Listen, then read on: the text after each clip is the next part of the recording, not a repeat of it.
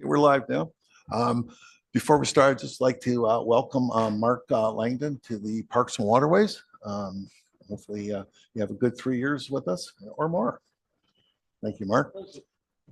We'll start off by the opening of the meeting. Nathan, can you please play the recording?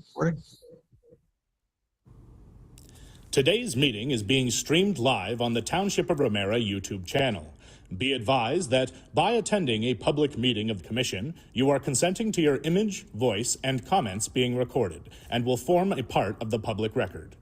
The Chair, CAO, or Secretary have the discretion and authority at any time to direct the termination or interruption of live streaming in exceptional circumstances where the content of the debate is considered inappropriate to be published. Attendees are advised that they may be subject to legal action if their actions result in unacceptable behavior or comments. Thank you, Nathan. One other thing I did want to say before we started was on our last Parks and Waterways meeting, we had people complaining they couldn't hear what we were saying and we had to get closer to the mic. And when I went home, I went back and I watched the recording and I could hear everything playing. Like it didn't seem to be any issues at all. So it seemed more the problem is in here. So I think when there's people here, we got to get closer to the mic. But other than that, I think it was fine back when you check it. So anyways, to start off, we'll start the adoption of the agenda and or agenda additions. We're trying something new this time. Oh, I did say that. I'm sorry. I could see Rebecca was going to tell us. Go ahead, yes, Rebecca. through the chair, yes. So we do have an amendment to the motion that was on the agenda just to change the order. So the amended motion would be that the Lagoon City Parks and Waterways Commission agenda dated August 13th, 2026 be adopted as amended to move item 8.2 water mover study before item 7 accounts and budgets to allow for attendance by an external consultant. So for the commission's knowledge, a consultant from Tatham Engineering is available on Zoom to speak to this item. Thank you. The mayor has moved it, second by the deputy mayor. All in favor? That's passed.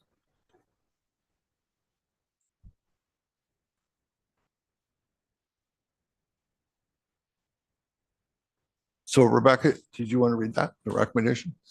Yes, so through the chair, the next item will just be adoption of minutes. So we do have one vote for both sets of minutes. If you'd like to talk about either of them separately, please let us know. So it's just that the minutes of the following Lagoon City Parks and Waterways Commission meetings be adopted as presented.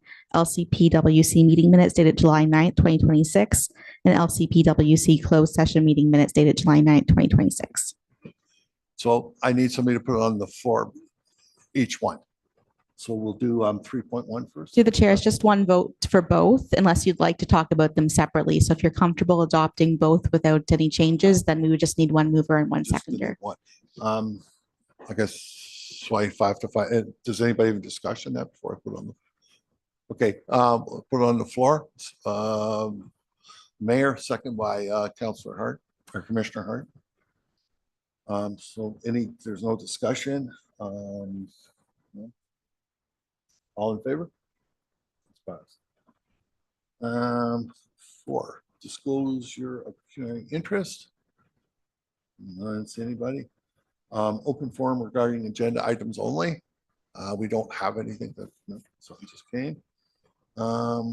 Presentations and receiving petition deputations. We don't have anything. We'll move then right to 8.3. Would you put that up, please?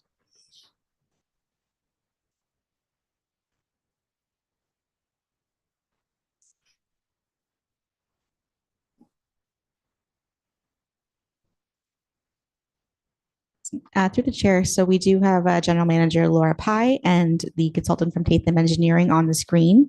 We do have a draft motion, however, it is looking for direction from the commission to be completed. So I'll read what we have, but my suggestion would be that the commission discuss what you would like to do. And then if you have a preferred direction, we can put that on the floor and take a vote on it at that time. So currently it's drafted as that report LC 1426 regarding water mover noise study update be received, and that the commission provide direction to staff as to the requirement for operation and timing of the water movers. So put it on the floor. Well, Deputy Mayor, second by Commissioner Langdon. I think we have somebody to speak from Tatum there. Morning. Yes. My name is Elham Guruhi and I'm from Tatum Engineering. Okay. Uh, Go ahead. You just give us an update on the report is pretty lengthy. Maybe tell us a little bit about it. of course. I just add a little background about the water movers noise study that Tatum completed. We started the project in 2023, I believe. At that time, the township is receiving complaints about the noise, and we completed a noise study. And the results showed that one of the water movers' noise is exceeding the limits, and the noise is tonal. So 5 dB was added as like to account for the tonal noise. After that, Tatum completed a study to offer some modifications to the water movers structure, which includes VFD, variable frequency drives, to be able to control the speed of the pump. However, the township, due to cost issues, did not install that, and they made some other modifications.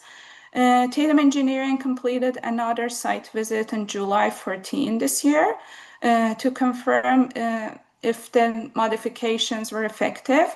We did the noise measurements for both water meters. We did noise measurements on the shoreline, and also we used barge to get closer to the water movers.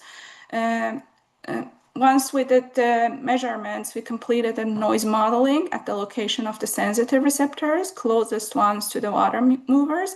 The sensitive receptors are the locations where people usually use. It is outdoor spaces, and also the plane of window representing their bedroom or living room spaces.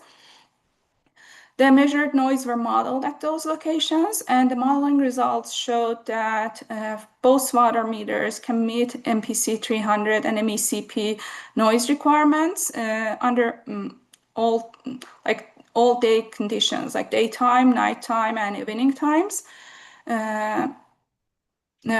So both are within compliance at all operating hours. Okay.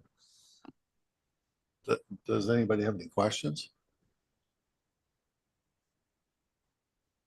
I have a question. I was just wondering when I'm reading that read it properly. Did one pump sound a lot less and the other pump was louder? That's what I was reading. And then I was reading somewhere else that it seemed like both pumps were too loud. Originally, I think both pumps were loud, but the south water mover was much louder and tonal. But when we did the revised measurement, both were in the same range. Both in the same range. Yes. So like going over it all, like, because I know I was looking at that report and I'm not an engineer trying to understand this. The noise really has not backed off. It's still somewhat loud for people. No, it is not. It is within the MECP limits. So MECP limit says that daytime noise below 50 dBA noise at daytime and below 45 dBA noise at nighttime is an acceptable level. I think the water movers noise were all at time limit and night limit. I think it was around like highest level was at one of the residents living area was 40.9 dBA, and it is below the daytime limit of 50 dBA and nighttime limit of 45 dBA. Let's do the mayor first, then council. Well, when I was looking at part of the report here, it showed that they actually ran quieter in the evening. Why is that? Are we reducing the load on them? Are we turning them down? Why because at one time, like one of them was running 48 during the day, and I know the limit's 50, but 48 is not acceptable. I mean, that's what I read in here. We'd have to do something. The quietest I've seen them run is down around that 40. And still, I would consider that quite loud. So is there a reason why the sound is different at night coming out of the motors? Not, I know the decibels must be lower at night so people can sleep, but why is the level changing on some of them, but not the other one? The sound level at night is similar to the day, but the limit is lower because the nighttime is the sleeping time, and that's why the MECP put a lower limit for nighttime. So if a water mover or any other equipment is to operate at night, they must meet the nighttime noise levels, which is quieter and more stringent. Commissioner Hart. Turn your mic on. Chairman, I had the same kind of questions. So what I understand, so I'm clear because the acoustics here is not the best. I've read the report, but so what you're saying is that there are acceptable standards. We're within the region of acceptable standards at the present time. Is that correct? That's Sorry.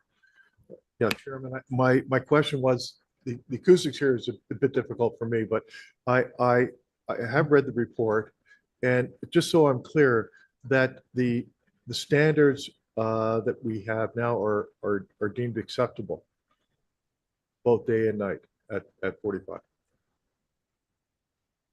this standard. Yeah, go ahead. Laura, would you like to say something? Yeah, so yes, both water movers are currently the noise coming from them are below the compliance limits. However, to the commission's point, it may still not be acceptable to the people who are living nearby listening to them 24/7, which is why we're also seeking direction on how the commission would like us to operate these, if at all. I can say that operationally, we are seeing quite a bit of duckweed within that canal, and these water movers are effective at moving those. We currently have a timer that's in the cabinet that would allow us to have one cycle of on and off, which is what we were operating on earlier this year. However, we've looked and we can invest in a couple of different timers that would allow us to have up to 6 cycles per day. So it could be that we cycle them on for a duration and then have them off for a duration as well. So yes, the water movers are under the acceptable limit for sound. However, the people who live nearby who have complained may not appreciate them running 24/7. And that's where we're seeking that direction from the commission is, do you want us to turn these on? And if so, how would you like us to turn those on? Because understanding that they are meeting those requirements for both day and nighttime usage. Chairman, thanks for Chairman, Commissioner. thank you for the clarification. So the standards are acceptable, but for the residents of that particular area, those is still considered to be high or nuisance or troubling for them. So even though we do meet the standard based on whatever premise those standards come from, obviously it's the engineering standards, if can we still have some flexibility in terms of working with that? And I like the idea of having a timer, but are there other options we can consider? Is that a question to? Yes, that's a question. So Laura, do you want to answer that question? yeah, through you, Mr. Chair. So again, the commission may remember that the original proposal from Tatham Engineering was to install the variable frequency drives. That would have the potential to reduce the speed of the pump in general and what it's operating at, which could again potentially lower the sound. We just don't know until that the VFD is installed and operating. However, that came with a fairly significant price tag. I believe it was close to the $10,000 to $15,000 per mover, which is why we tried to do this less expensive mitigation measure, which did reduce the sound below to that acceptable level. So we were successful in getting it below the acceptable limit. Other than that, the other option we could consider is leaving them off for now, understanding that there's going to be some duckweed that the harvesters are challenged with trying to pick it up through skimming activities. That isn't something that we can easily achieve. However, we, as part of the budget consideration for next year, referencing one of the other reports we'll be discussing in a little bit, there is a proposal for a study which could consider other technologies, but at this time we're limited to either the movers being off or on, and having additional timers, or potentially looking at installation of VFDs, which may or may not be successful. Deputy Mayor? Yeah, it's just my opinion, but I do think that we probably need to look at shutting these down and start to monitor them weekly to see what the duckweed does. And then we can reassess at that point. But I think we need to give some of these folks a bit of the summer that are having a hard time sitting out on their deck. Because I know in that one condo where that mover is, I've been over there, I visited them. It's hard to just sit out there. At first you don't notice it, but after you sit there for 15, 20 minutes having a conversation, you just hear a constant buzzing. And it does get to you. And I know there's a lady there that did have an accident that has a brain injury. She isn't even able to sit outside right now because it just affects her, that frequency. I think we should give them a bit of a reprieve, do that, and then look at the options for next year. Laura? Through you, Mr. Chair, just to clarify, the water movers have been off since the last commission meeting. So we have not had them on for the last couple of weeks. They've been on or off for the purposes of Tatham finishing their noise assessment, and then a couple of operational moments, so not extended periods. And there has been quite a bit of duckweed growth through there. I will leave it to the commission to determine if that's acceptable or not. I have a question for the lady from Tatham.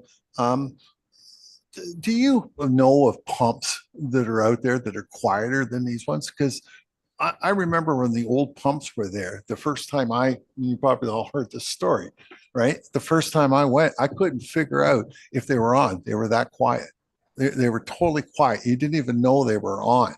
And I remember back, and this goes back, I don't know, 15, 18 years, when I looked at the prices were like almost $100,000 for these pumps. And I'm pretty sure the ones we just bought were like 45, 50,000. So the price difference tells me the quality. And I'm wondering whether or not there are quality pumps out there that we should be looking at and cut our costs on this, because we're wasting so much time and money on this. We all know it works well. It's been working like that for like 15 years, 12 years. I don't need a study. I've talked to the people that have lived over there for years and years, and they used to be after me when those pumps didn't fire up in the spring. They were all over me. They wanted those pumps running because they saw the duckweed and they saw the issues that were happening there. So it does help, and we do need them there. We do need the water movement, and we should even be looking to look at other areas to move water around, and maybe that's what that study could do. But I wonder, could we just get some prices on like a pump? And if there's this pump out there, because I know I Googled and said quietest pumps in the world, and they bring me a whole bunch of pumps and things. Well, now we just go out and take a look and listen to it. And I know I brought this idea to Laura when I was talking to her about it. And her comment was, and I appreciate what you're saying, that it depends on the location and where it is and so on and so forth, the vibrations. But I think if the pump's that quiet, I can't hear it out there, it's going to work a lot better. I agree 100% with what the deputy mayor said. I've been over there too. I couldn't put up with that noise. I think it's too loud. I know it's legally loud, but legally allowed to be that loud, but it's just constant, and it's not a nice feeling. It's not really, it's just, I don't think it works. And I wouldn't want to run them again, even if they're at 40. I think they got to be like under like 20, I think 15 even, right? So that's something that I would really like to look into, and I think we're going to be talking about that later, correct, Laura? We'll be no, we're talking about it now because we have to make a decision now. My apologies. Yeah. So, Mayor? Well, now they're off, but if the duckweed builds up, I certainly wouldn't be turning them on, leaving them on all day. If you've got the capability of up to 6 times, how long does it take to establish the water flow? Like if they ran for 2 hours and shut off for 2 hours, ran for 2, and then not on at night at all? Like, is there a way, do you know roughly how long it takes to establish that water flow? Through you, Mr. Chair, I understand from Mr. Lenny, who's joining us today. He's our new operations manager, that last week, within 5 minutes, we saw a noticeable change to the duckweed. So I agree that we could do it for short durations, potentially on for even 30 minutes and then off for an hour, and do that during some daytime hours. We can put a break in there as well, and see if that's effective. And we can kind of adjust those timings as we see how effective it is. And if the commission would give us direction, delegation, to be able to adjust them minimally to make sure that they're still being effective without changing it drastically. That would be my suggestion if we have to turn them back on, so they're not running constant. And just in that, when and this, I go back when I became a commissioner back many years ago. One of my biggest complaints was the electrical bill with that, and it had been running for 24 hours. So we started experimenting on using it at night where the electricity was cheaper, and we found it did work. We were running it in the morning and at night, except in the spring. We left them on 24 hours because we really needed it, because they were power hogs, the old ones. They used up so much power. So what the mayor's saying, I agree, we can do that, but maybe pick an hour, say 11 o'clock or 12 o'clock during the day where everybody's up, and let them run for a little bit. But the key right now is that we can pick up the duckweed with our harvesters now. We can get in the area. The problem with the duckweed is when we do, and I do want to talk about skimmers and that's something we're going to talk about later, I guess, at Capitol. But to pick it up now, and the reason I say we pick it up now is that if you go down and you pick up weeds and then you bring the weeds up as you're bringing it, you can draw the duckweed off the top of the water. But when we're just skimming during springtime, we have a lot of problem with the screen, and it falls right through. But if we're taking weeds out, we utilize the weeds to help lift the duckweed out. I've watched them do it before. It really works quite well. And I do understand I know what you're about to say, Laura. Yeah, but you can say that if you want, but that's how we learned how to do it. Yeah. Definitely. I think back in 2022, I had asked Josh Kavanaugh, who was here with us, to look at brushless motors. At that point, they couldn't find any, or brushless pumps. I just don't know if that's maybe something that's come about. I know I put him in contact with a company called Netch in Barrie on Welland Road, and they specialize in specialty pumps. So maybe that would be somewhere to start when we start looking at that study. But I agree with Cal. We were actually looking at rebuilding one of those. We had one left in the core. We were going to rebuild it, but I don't know whatever happened to that. I asked that. I was, oh, Laura? Through you, Mr. Chair, yes, we still have had one of the pumps. However, getting parts for it was the challenge. So those pumps were original with the original water movers in 1999, early 2000, and the repair parts are not available for those pumps anymore, which is why the decision was made to replace those. And again, we can definitely consider options for different pumps going forward. I would say that would be a request for 2027 budget. I would like to see that in the budget for sure. That in the study. I think we need to, this has been going since I've been on in 2022, and long before that. I think Cal, you and the mayor probably remember how far back it's gone, but previous people that lived there have had the same issues. So I think we need to look at this and get a final solution. Commissioner. Yeah, Chairman, if I just make comment, so understand, it meets the acceptable standards, but it's not acceptable to the people of that area. And we have to, and the water moves plays an important role in proper canal maintenance, as well as harvesting. But I think we have to move forward and examine what, if there is a cost, look at the other options. But this is something that we have to take, we are taking very seriously. and we got to come to a favorable conclusion that we can have the water movers and still meet acceptable standard for the people who live in that area. I think we all agree with that, yeah. So I guess what we need to do now is figure the direction that we're going to ask of staff. And I would love to actually look at new pumps. I really would, and see how much they are. And this could solve all our problems in one shot. Like, you know, we might have to pay a little more for the pumps. But these pumps here, I just think they're cheap pumps, actually. My feeling about it right now.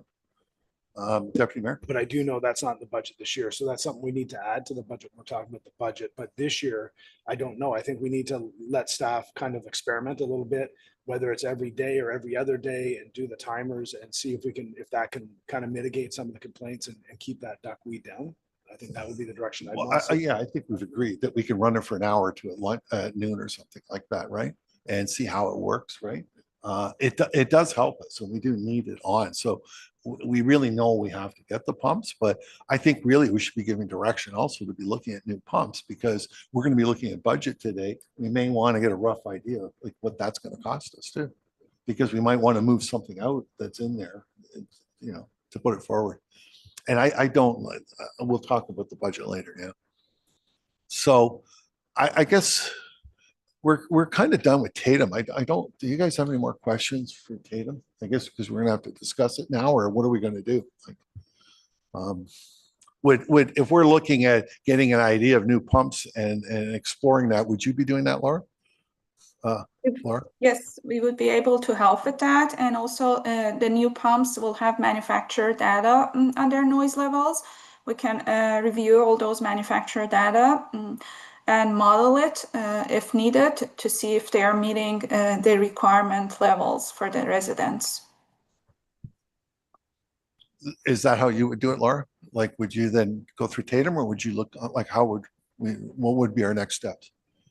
I think because this has been an ongoing issue and the noise sensitivity is important, yes, I would contract a consultant to assist with that procurement to determine which path would be the best option.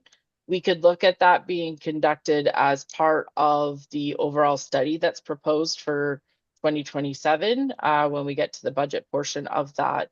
For the purposes of this report, though, I need direction on what you would like us to do with the water movers right now. And so we can leave the other discussion for budget. Okay. But for right now, what do we want to do with the existing water movers? And when do you want, and if we're running them, how would you like us to run them? So that's discussion. Yeah. I think you've already said that you want to run it for a couple hours. Yeah, I would say, but what if we just gave you, say, 3 hours a day as the maximum we want to see them on, Laura, and let you decide when it might be the most effective to use those 3 hours with the least impact? Is that enough direction? Through you, yes, that's fine. I would like also maybe a time frame of what would be acceptable hours to run them in. How many hours do you think would be acceptable to them? I believe an hour in the morning, an hour in the afternoon, an hour in the evening. Just take an hour block out of each section. And that gives people windows of those sections depending on when they like to go out and enjoy the water. Can you do that, Laura? Like an hour in the morning, an hour in the afternoon, an hour at night? Yes, we can. We'll purchase those different timers, which will give us flexibility for that. It should be able to be accommodated within our operating budget for this year for us to get those purchased and installed. And then just to clarify, morning would be anything beyond 8 a.m. between 8 and 12 noon. Afternoon would be 12 to 4, and evening would be 4 to 8 p.m. That's where I need to understand what your distinction of the times are. So really what they're saying is you're saying an hour. So 9 o'clock in the morning till 10 o'clock, 2 o'clock till 3 o'clock, and 7 o'clock to 8 o'clock. Is that all right? And before going further, you're saying we're going to have to purchase timers and labor to do that? It's a couple Correct. $1,000s. Is that what we're talking now? Yeah, less than that, I would suggest. Less than that. What about weekends? You would keep it the same? That's what I'm asking. Yeah. So you all right. So we'll do it 7 days a week then. Is that enough guidance? Yes, that's fine. And I just want to confirm with Madam Clerk that she has that for the motion to confirm. Through the chair, I'm just getting that motion drafted. If I could just ask for clarification, Commissioner Johnson, you had mentioned a time frame for the afternoon. So you had 9 and 10 a.m. for the morning, 7 and 8 p.m. for the evening. What was the time that you had noted for the afternoon? I think we had initially said 2 to 3. There is some discussion on the floor right now, though, Laura, just so you know, I think we're questioning that time at night because people do like to go out and have a coffee and watch the sunset. So maybe that 8 o'clock isn't bad, but maybe we need to do kind of 5 to 6 or 6 to 7. 6 to 7 when people are eating dinner, maybe. Yeah, I'm thinking 9 to 10 in the morning is better as well. They can have the coffee in the morning, but that's just me. 9 to 10, 2 to 3, and then 6 to 7. And you do know what we're doing now is we're making it louder when it goes on because people are used to the silence. And when that turns on, they're going to hear the noise. So they're going to hear it 3 times a day. And I noticed that with a piece of equipment I had in my plant, that as long as we left it running, we had no complaints. It was when we turned it on and off at times, it was off for a couple hours, the complaints came in. I know. So be prepared. One complaint at a time. That's all we can do. So anyways, so did you get that time up? Yeah, Rebecca. Through the chair, yes. So I do have a motion drafted. If you'd like, we can put it on the screen and I'll read it. And if you have any changes, please let us know. So what we have drafted currently is that report LC 1426 regarding the water mover noise study update be received, and that the commission directs staff to evaluate variable timing for the water movers to a maximum of 3 hours per day, 1 hour in the morning between 9 and 10 a.m., 1 hour in the afternoon between 2 to 3 p.m., and 1 hour in the evening between 6 and 7 p.m., 7 days a week, and assess the impact for the remainder of the 2026 season, and that the purchase of new water mover pumps be referred to the 2027 budget process for consideration. Right. Who was the put it on? Who put it? I'll wear the heat for that one. Did you put it on the floor? Okay. Through the chair, we did have the deputy mayor as the mover and Commissioner Langdon as the seconder for the So original. are you all right with the changes then? You guys? Yeah, you're all right with the changes? Okay, so no more discussion on that. All in favor? Thank you very much. Thank you very much. I'm trying to see your name, but lady from Tatum, thank you very much. No worries. We're done. Next one, we're going to go to 7.1. Account vouchers dated July 31st, 2026. Through the chairs, the motion for this is that the accounts voucher dated July 31st, 2026 be received as information. Can we put it on the floor for me, please?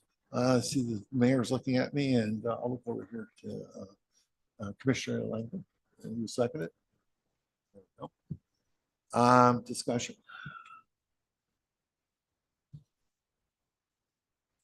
Okay, I have stuff on here. I got to find it now. I'm just where am I here? Bear with me when I find this thing. Yeah, I know. I think we're all firing up our computers now.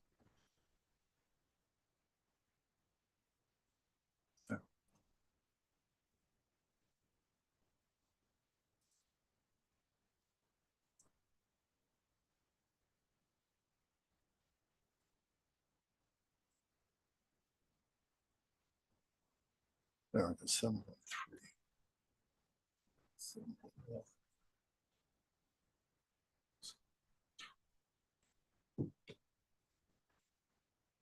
Does anybody get something to say while I'm looking here?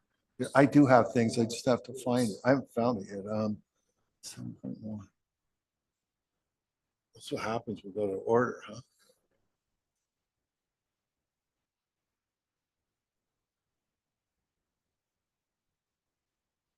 There we go. I finally found mine. I have a couple questions on that. The scare tape, we're still using that? Like we're selling it to residents? Laura, okay. Through you, Mr. Chair, yes, that's correct. If a resident is requesting it, we do sell it at the township office. Do you sell a lot of it? Like I thought we stopped. I thought we stopped supplying it. No, we don't sell a lot of it. I think this was the first that we sold this year.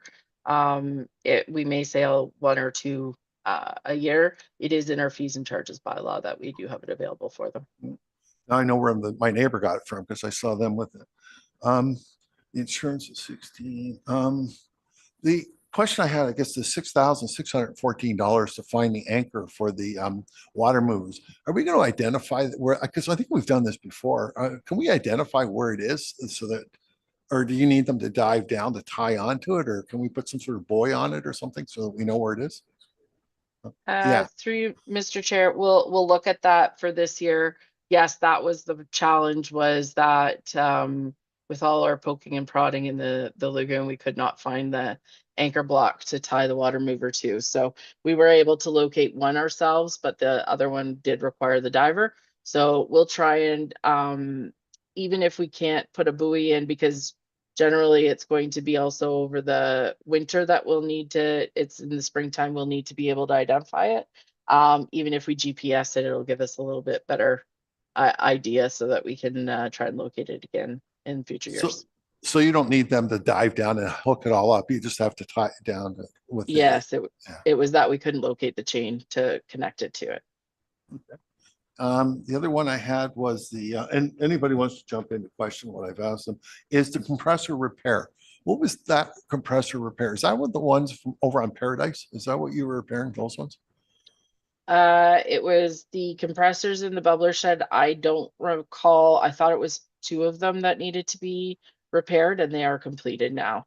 That had been brought forward as a report from last year. We did do the expansion of the bubbler system. Instead, we did the repairs to the compressors.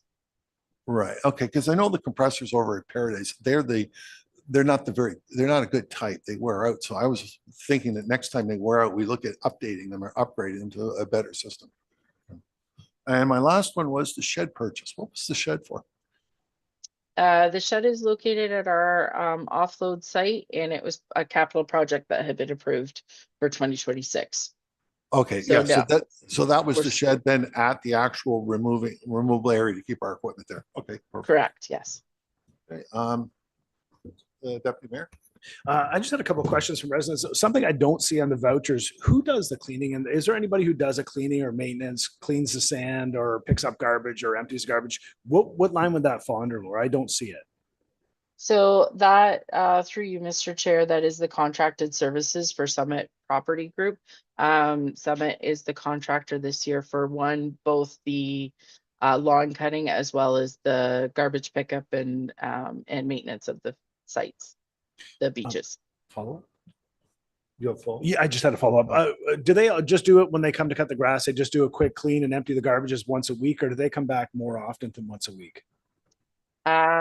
Through you, Mr. Chair, I'd have to look back at the requirements of the contract.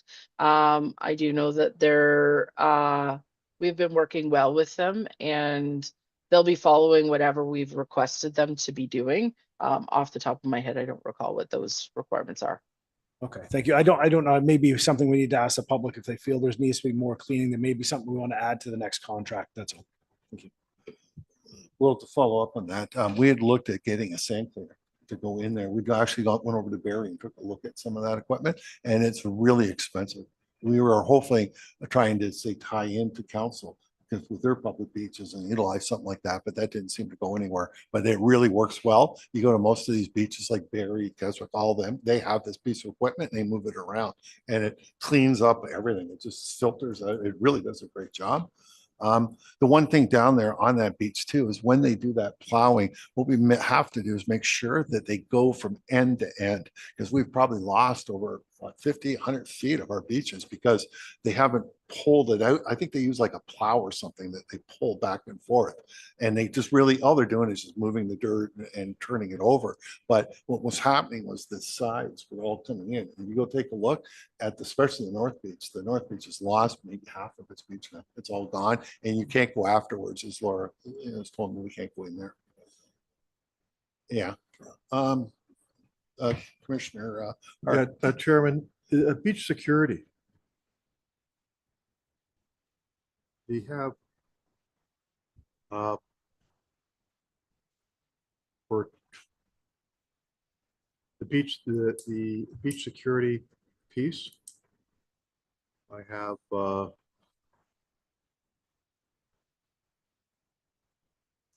for 2025, it's 25, and then for 2026 is 10. It's been reduced. Is there any consideration to having it increased? Laura, Sora? Yes, yes, Uh, Laura. Thank you.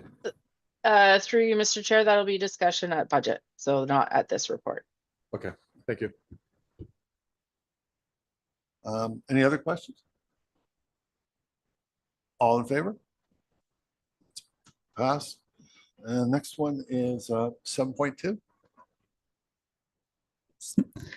Through the chair, this motion is that the budget to actuals report dated July 31st, 2026 be received as information.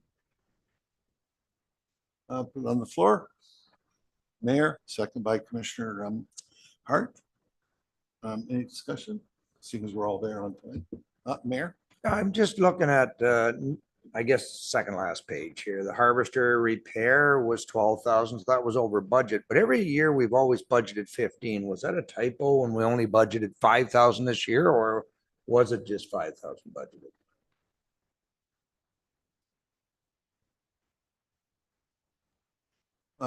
Or is there? Laura? Through you, sorry, which line was that, Mr.? So we're on the, well, basically the last page. Like the totals are on, and it's under just above capital vehicles. And it's number 41 harvester, 15,000 budgeted 2 years ago, 12,000 spent. Last year, we only budgeted 5, or is that a typo? Because it's always been 15 and we're budgeting 15 for next year.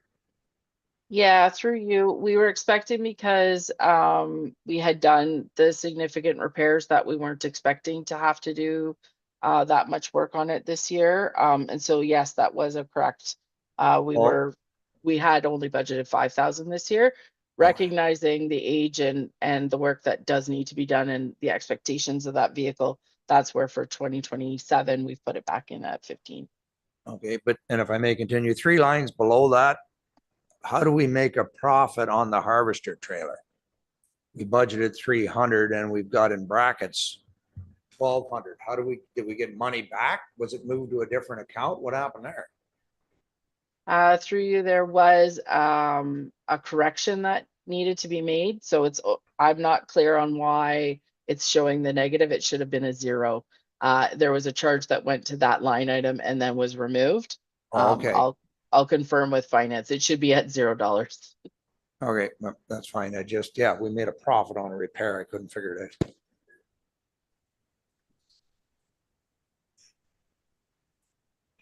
Deputy Mayor? Yeah, down on the last page as well, under capital, there's capital weed control. I just wanted to find out, like, I think people asked, because we're not spraying anymore, that's not in the budget, right? We've removed that from the budget. They're not paying for it and not getting it. I just want to clarify those things. Through you, Mr. Chair. Yes, this capital project, the name of it is a little bit misleading. It's actually a consortium of a bunch of various little items, including the North Beach drainage work, the shed purchase.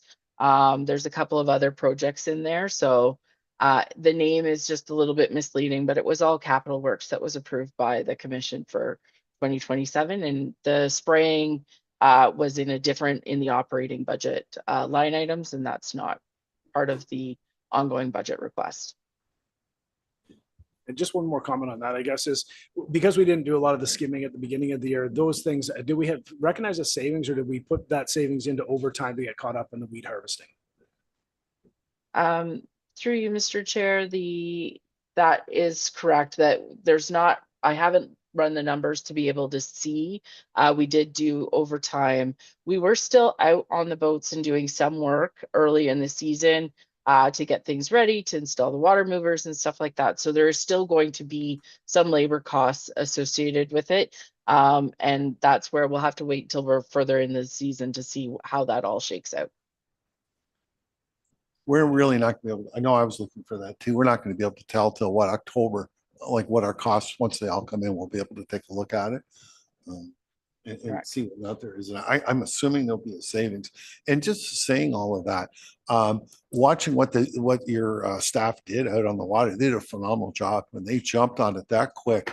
And I could not believe how fast they were taking those weeds out and how fast they were moving. And that piece of equipment, the big one that went out there, this was the first time it really showed. Like last year, we were kind of breaking it in. It was kind of new, but this year it was phenomenal what it did. And to thank all your staff for working the overtime. We did see them there, working, and it made a big difference. It caught up so quickly. And I'm assuming your complaint calls must have dropped right off, because when I drove around my boat, I looked, it was amazing. What a good job they've done. And they're still out there working away on it. So yeah, thank them from us. Like a great job done. And I jumped in on there because I should have said that at the beginning, but yeah. Any other questions here? No? All in favor? That's passed. Okay, we've moved to the fun one. 7.3. Rebecca? Oh, sorry, I see Laura put her hand up. Through you, Mr. Chair, I'll let the clerk read the motion, and I just have a couple of updates before we get into some discussion before we get too far, if after the motion is on the floor. Okay. Through the chair, so the motion for this item is as follows: that report LC 1326 regarding draft Lagoon City Parks and Waterways Commission 2027 budget be received, and that the draft 2027 operating and capital budgets for the Lagoon City Parks and Waterways Commission attached as schedules A and B to report LC 1326 be presented to council for consideration. Somebody put it on the floor. Deputy Mayor, second by Commissioner Langdon. Okay, discussion. Let's get myself organized here now for this. So Okay, through Laura. you, Mr. Chair, two items. I did want to just give you a couple of small updates that I had after I had submitted the report. First one is for staff wages and expenses. I believe it's showing $250,000. That can come down to 230,000. I was waiting for some adjustments from our HR department. And then the other one is beach security. And yes, we would like to increase that from 10,000 up to 15,000.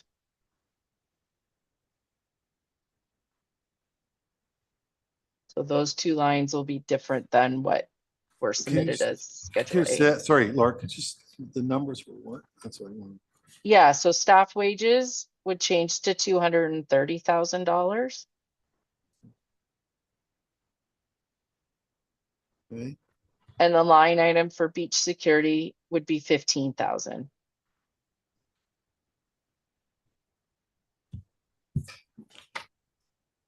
And then happy to have discussion. So starting all of this, like, and the one thing I've noticed, and I'm not sure whether or not you noticed it too, Mayor and Deputy Mayor, that normally when we get this and when it's showing that it's a zero increase, like this is what they're recommending here, zero increase. When we look at that, like on this whole budget, is that when it's all finished and the bottom line dollars, and I'm trying to find that too, is that recognizing a zero increase, and any capital costs now or anything new that we add is going to increase the actual possible increase? Like where is all that? Like normally you can see that here's where we're at, here's what it's actually here's our budget, and if we want to add something, it means the actual increase, it goes up on that end. And I don't see any of that there. I don't see how I can bring it back and forth. So through you, Mr. Chair, this was presented this way based on comments from last year's presentation that the operating and the capital be separated. So that's what I have done this year. In the body of the report, you will note that there is a proposed transfer to reserves of approximately, I think it was 300 and let me just pull it up. $350,000. That's an estimate because that's at this point, we are meeting our expenses are being met by the revenues.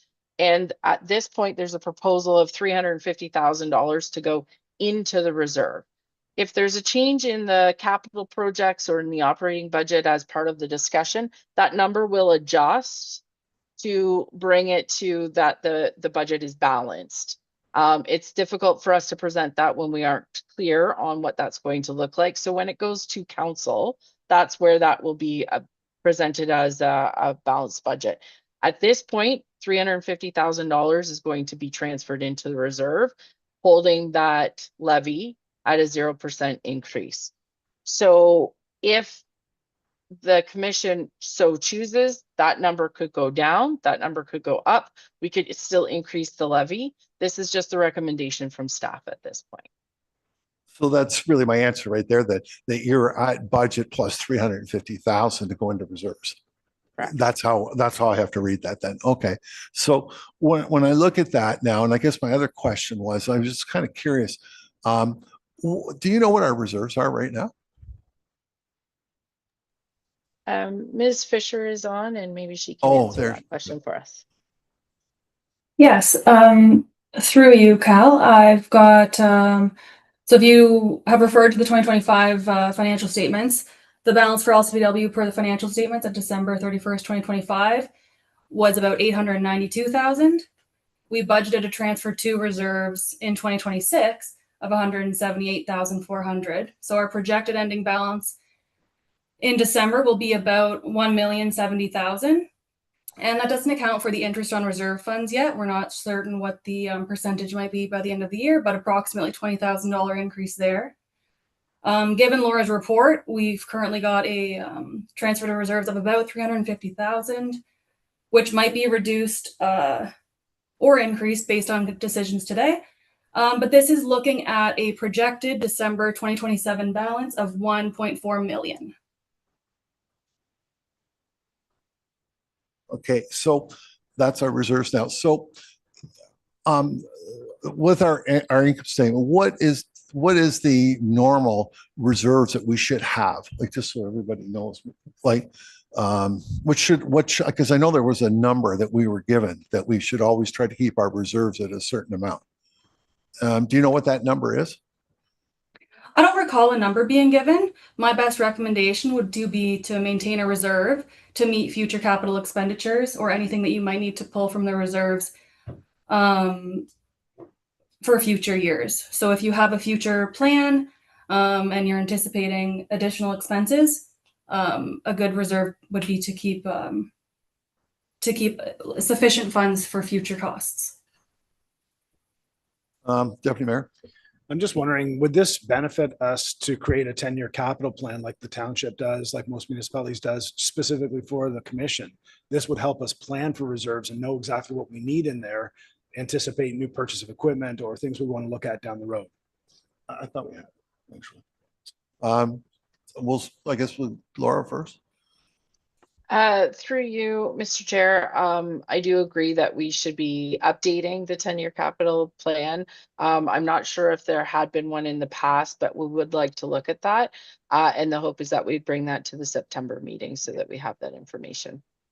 Exactly, because I don't want people to think that 1,100,000 is a fantastic reserves when, if a piece of equipment goes, you're talking $500,000 like for the equipment that we have. So you've got to constantly be saving for it. And that's something that we didn't have when we first became Parks and Waterways, and we needed this. And I just want to make sure we stay with it. And that's why I'm bringing it up right now.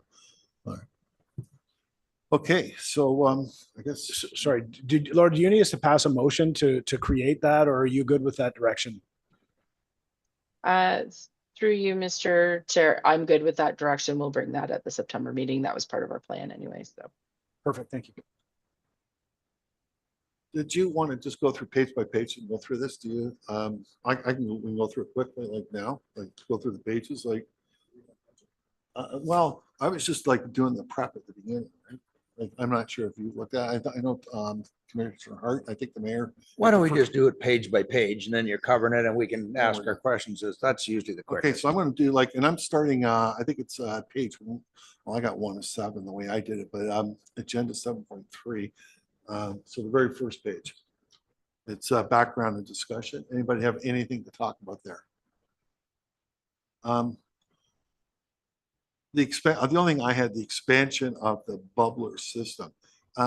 I'm not sure. Have we not finished the total expansion and we are looking at the next expansion, or do you have two in line right now? Like, do you have another expansion? Through you, Mr. Chair, we deferred the expansion for 2026 to do the compressor repairs. So the proposal is to have the expansion that was originally proposed for 2026 take place in 2027. I do believe we were still going to have further discussions before that went for procurement to determine exactly where the expansion was going to be. This is just an earmark for that project to continue. And are we going to talk about that today? No, not at this meeting. Okay. Any other questions on the first page? The second page?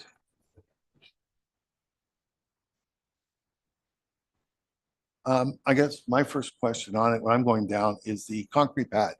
Is that to put the bin on in the new takeoff area that we have down by the mailboxes? Through you, Mr. Chair, I'm going to actually ask Mr. Lenny to address that question. Through you, Mr. Chair, yes, that's exactly the proposal for the pad is to have a bin area and then a safe, secure area for offloading. At this time, with the weeds and the gravel, at this time it gets very slippery and I guess messy, for lack of a better term. So looking to clean that area up and make it safer for the operators and aesthetically nicer for the area. So the actual concrete pad's not for the actual bin, it's just for the area. No, it will encompass it will for the bin to sit on as well. Yeah. It will. Okay. It'll put the bin across and I guess we'll get that price after. Also, was there an issue with the flooding there? Is that kind of why we're doing that? From what I understand, you guys were underwater there for a while, right? Yes, I can't really speak exactly to the flooding. I have only been here 4 weeks, but by the time that I have spent down there, every time I've been down there, there is standing water. I wouldn't say it's flooded out, but it's definitely standing water and mud. All right. Do you want me to just keep going down? Like I've got another question.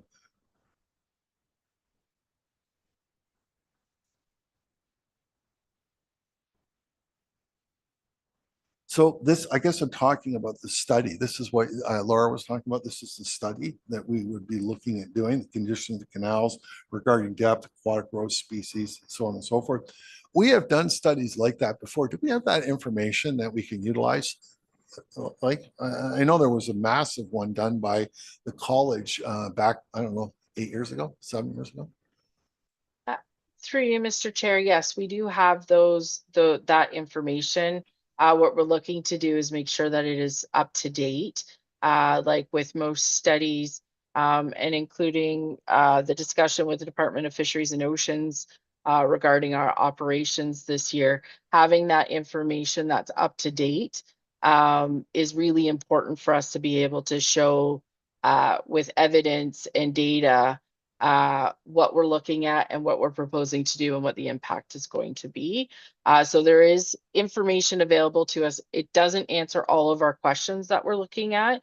And that's where this study would be more of a comprehensive, again, giving us targeting monitoring programs so that we can benchmark. I know even thinking about discussions that I've had at various times about depth of the lagoons and dredging operations and items like that. That's what I want to take that all into consideration into one study. And also this is where we would also consider what technologies are available for pumps, for water movers, making sure that they're in the best locations and doing what we need to do.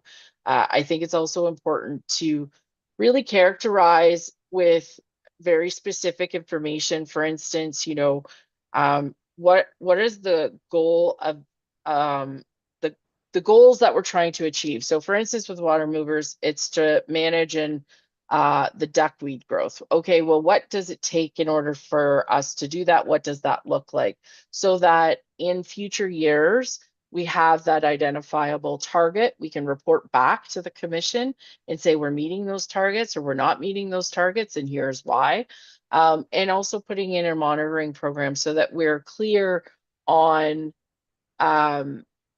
what we're actually achieving. So it's not just anecdotal. It's not just, yourself as the chair walking down the road and giving anecdotal evidence. We have a way to measure and provide that evidence. So this study would be confirming all of those pieces. I think the past studies have given components of that, but have not been that full breadth. And it's important for us to make sure that it stays up to date. So we'd be looking at targeting an update to this moving forward, probably every 5 years or so.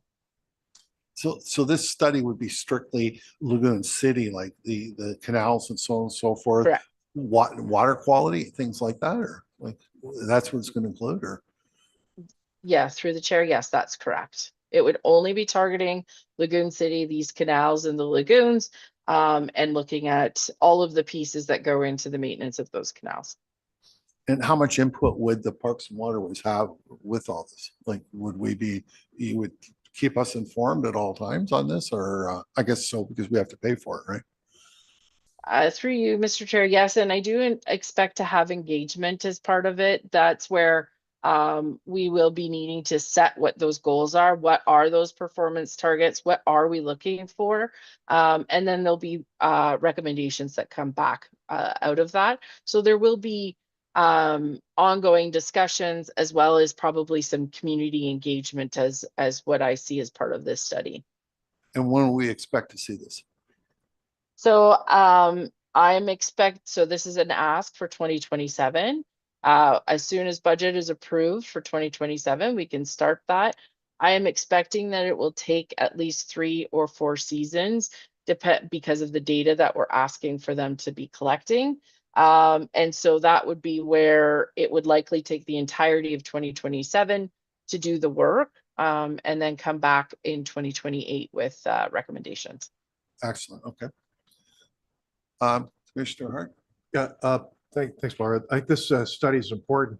I just missed the first part. Who's actually going to be conducting the study, and how's that going to work out? Through you, Mr. Chair, we would need to go through our procurement channels for that. So it's not, we haven't decided any of that yet. We would go out to market, and we would also be looking at leveraging some of those educational institutions potentially for partnerships for some of the data gathering as well. But I do anticipate that there will be paid consultants as part of this as well. Excellent. Thank you. Anybody else have anything on this page? Mayor? Well, I don't know if it's on this page, but we were talking about the movers here. So if we are looking at, do we need to increase the budget to look at new movers, quieter movers? Where do you want to see that? Because we did have that discussion earlier, that rather than just keep throwing money at these ones, we start researching for something quieter. Through you, Mr. Chair, I would suggest that yes, we do increase the budget specifically for those, especially if the commission is looking to potentially purchase new pumps in 2027 as opposed to waiting for 2028. My recommendation would be to increase the study budget by $25,000, or sorry, by $10,000. And potentially add another line item for water mover pumps in an amount that the commission sees appropriate. For the size of these pumps, without looking what technology is out there on the market, I would say somewhere between 30 to 50,000 per pump would be on par what I would expect to pay. And I would expect as part of that would be because I don't know if there was ever a study done on the location where they sit. I think probably 20, 30 years ago, they said, well, there's duckweed here, put a pump there, and there's duckweed there, put a pump there. I asked that question, Kathy Wayman, and she said there was. Well, there was a study. Yeah, exactly where it was supposed to go. I think it came from the engineers. Oh, okay. When I asked her, why don't we just move it here or do that? She said, she can't do that. All right. Okay. That's what she told me. But I wonder your pumps, so 30,000 to 50,000. These other pumps that don't work so well were close to 50,000, were they not? Through you, Mr. Chair, I'm not sure of what those prices were. what the cost of those previous pumps were. I just know the market for this type of pump is in around that Is in that area area? for that size. Yeah. Yeah, I would like to see it a bit higher than that. Yeah, but yeah, it's because I'm almost positive it's 45,000 when I think about it. I think you're right. I'd err on the side of caution, say 120 for the two pumps, and then we can always, I mean, it's a savings at the end of the day. It just goes into reserves, right? So $120,000 for Yeah. water mover pumps then? Okay. Yeah. Well, I want to sort of stop spending money on this. I think it's a lost cause. I think it's time that we cut our costs and see if anybody's in the market for some hardly used pumps, right? Does anybody else got anything on this page too? Because that's where I was at there. No, we're all done there. I got nothing on page 3. Now I'm right into this, I guess the beginning of the budget. Starting with revenues.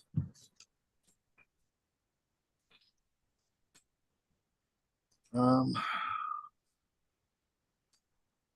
just lost my thing. Anybody would like to start? We'll do this page. You can start from the top and come down. I guess my question is, there's something here. Why is this lower? Just trying to figure this number out. Hold on a second.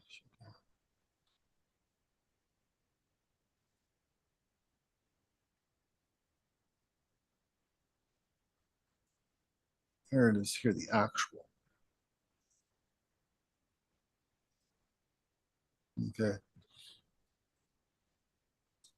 Sorry, Mayor, if you want to go. I just have my head down. I'm not in the revenues. I'm on the expenses. I You're just jumping ahead on us here. Are you want the revenue? You want to stay there? I'm just on the same page, just Yeah, on the page. yeah, on so legal expenses, 20,000 in 2024. We used 19, 20,000 last year. Of course, we went over budget.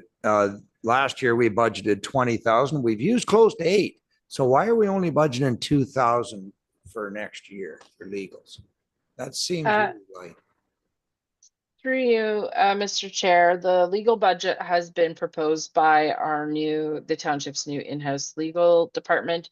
He's reconfiguring how the legal will be divvied up between the different areas. And at this point, the expectation, having cleared some of the past legal matters, that $2,000 is appropriate. I guess my concern, I don't want to be the devil's advocate, but we know we're doing the study and part of it, and we're going to have an open house, I think, in Lagoon City later this month. And it'll go off to a consultant who's going to bring back recommendations. We don't have no idea what those recommendations are going to be. We have no idea what council is going to do with those recommendations. Like council, we've done efficiency studies in the past where, yes, we've put some of the things in place, but not others.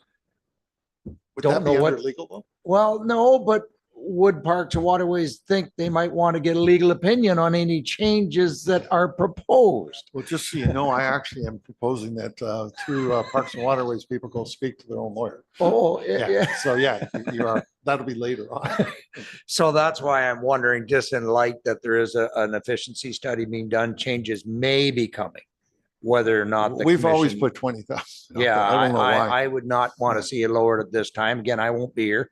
But you may want to have a legal opinion on suggested changes that council is deciding to make. That would. I agree with you. Actually, I'd marked it. Yeah. So what do you want to bring it up to? Back to what it was? Back to the 20,000? 20, I think, and play it.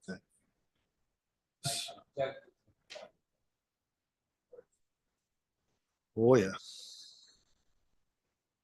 Okay, so is someone going to track that for us then? Okay, Rebecca, perfect. So we're going to increase that to 20 then. I guess my question too was going back to staff wages and expenses. The actual in 2026 is 130,000. And now in 2027, it's jumped to 250. That's a fair jump. I was just, oh, sorry, I got Laura's hand up. You're a step ahead of me all the time. The 2026 actuals are not on this schedule. That's the 2025 actual. And so 2026 budget was 225,500, and we're going to 230,000. So it's a small increase. And the actuals for 2026 will be on the most recent report. You'd have to add up all the wages and staff, but I did do that as preparation, and we are on par for the spend of 225,400. Okay, I thought it said 2025. So it's six. It says 2027 proposed as 250. Is that what you're talking about? Oh, she did. Okay. I didn't miss that. She corrected it back to 230 at the start. Okay. Gotcha. Correct. Okay, got that. All right, that was good. That's good. The actual levy. That's where I was on. I just was curious why it bounces around. We should be almost dead on that levy, right? Okay, doesn't matter then. Anything else on that page for anybody? No? Okay, let's go on the next page. If you see we miss anything, Laura, or I guess the treasurer, or not the treasurer, but the other lady there. Next one.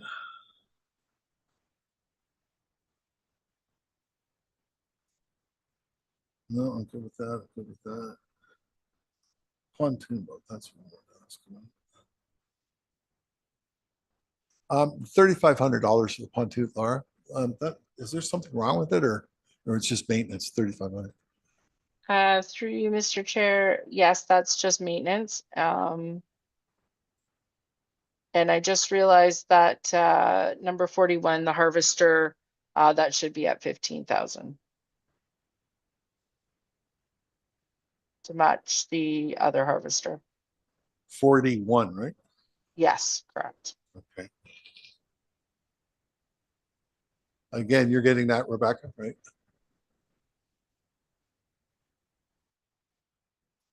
Anything else on that page? No? Okay, we'll get there.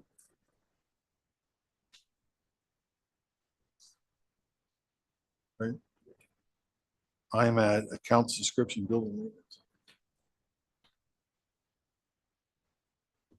Before we go on to that, can I just go? You want to go back to Well, I just didn't see it in there. I thought we were continuing on, but the one expense I'm not seeing, Laura, is dredging. So are we done dredging now, where there's no more planned or to do in the future?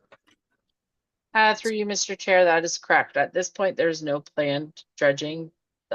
We'd completed the outstanding dredging that had been proposed from 2023, I believe.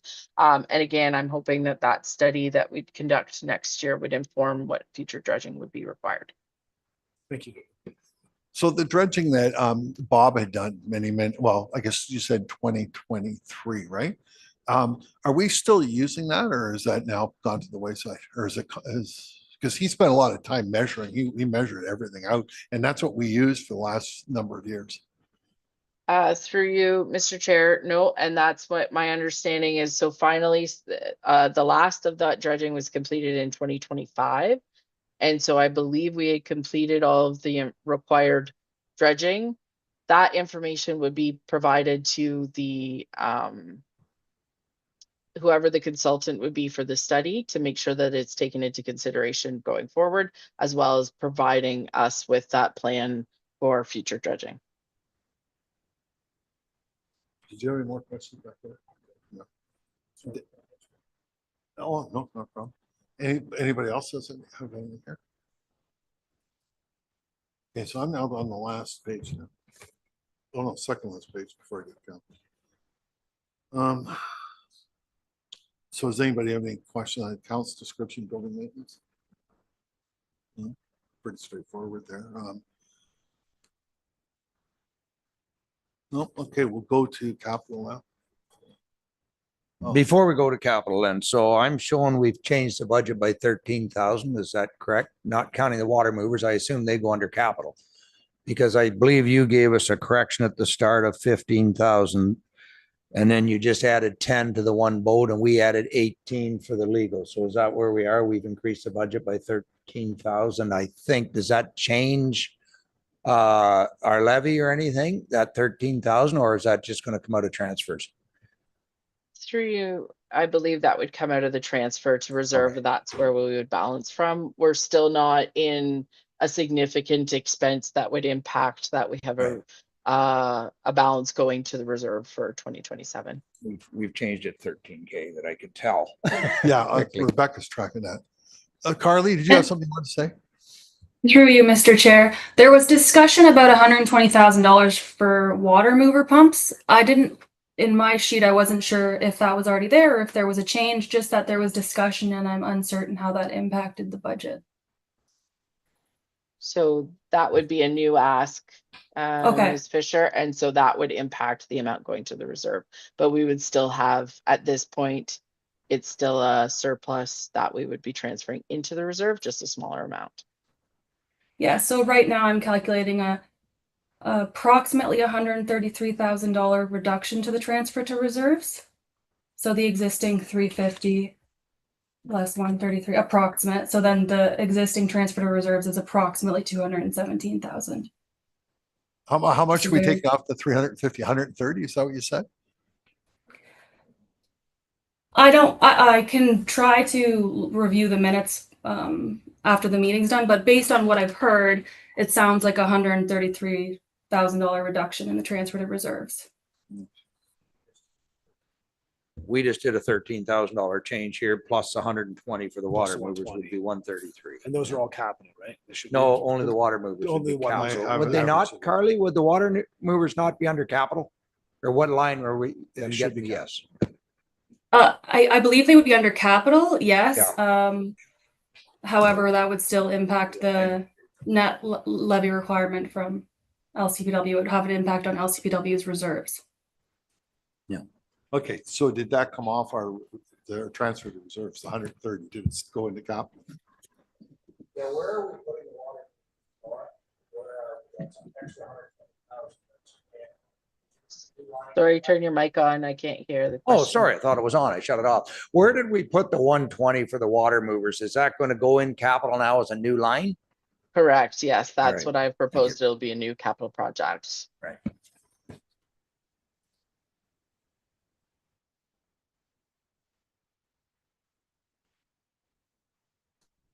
Okay, so now we're to capital.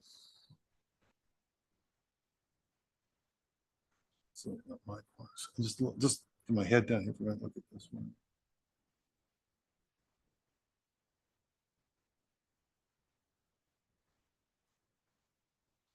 So the only capital here.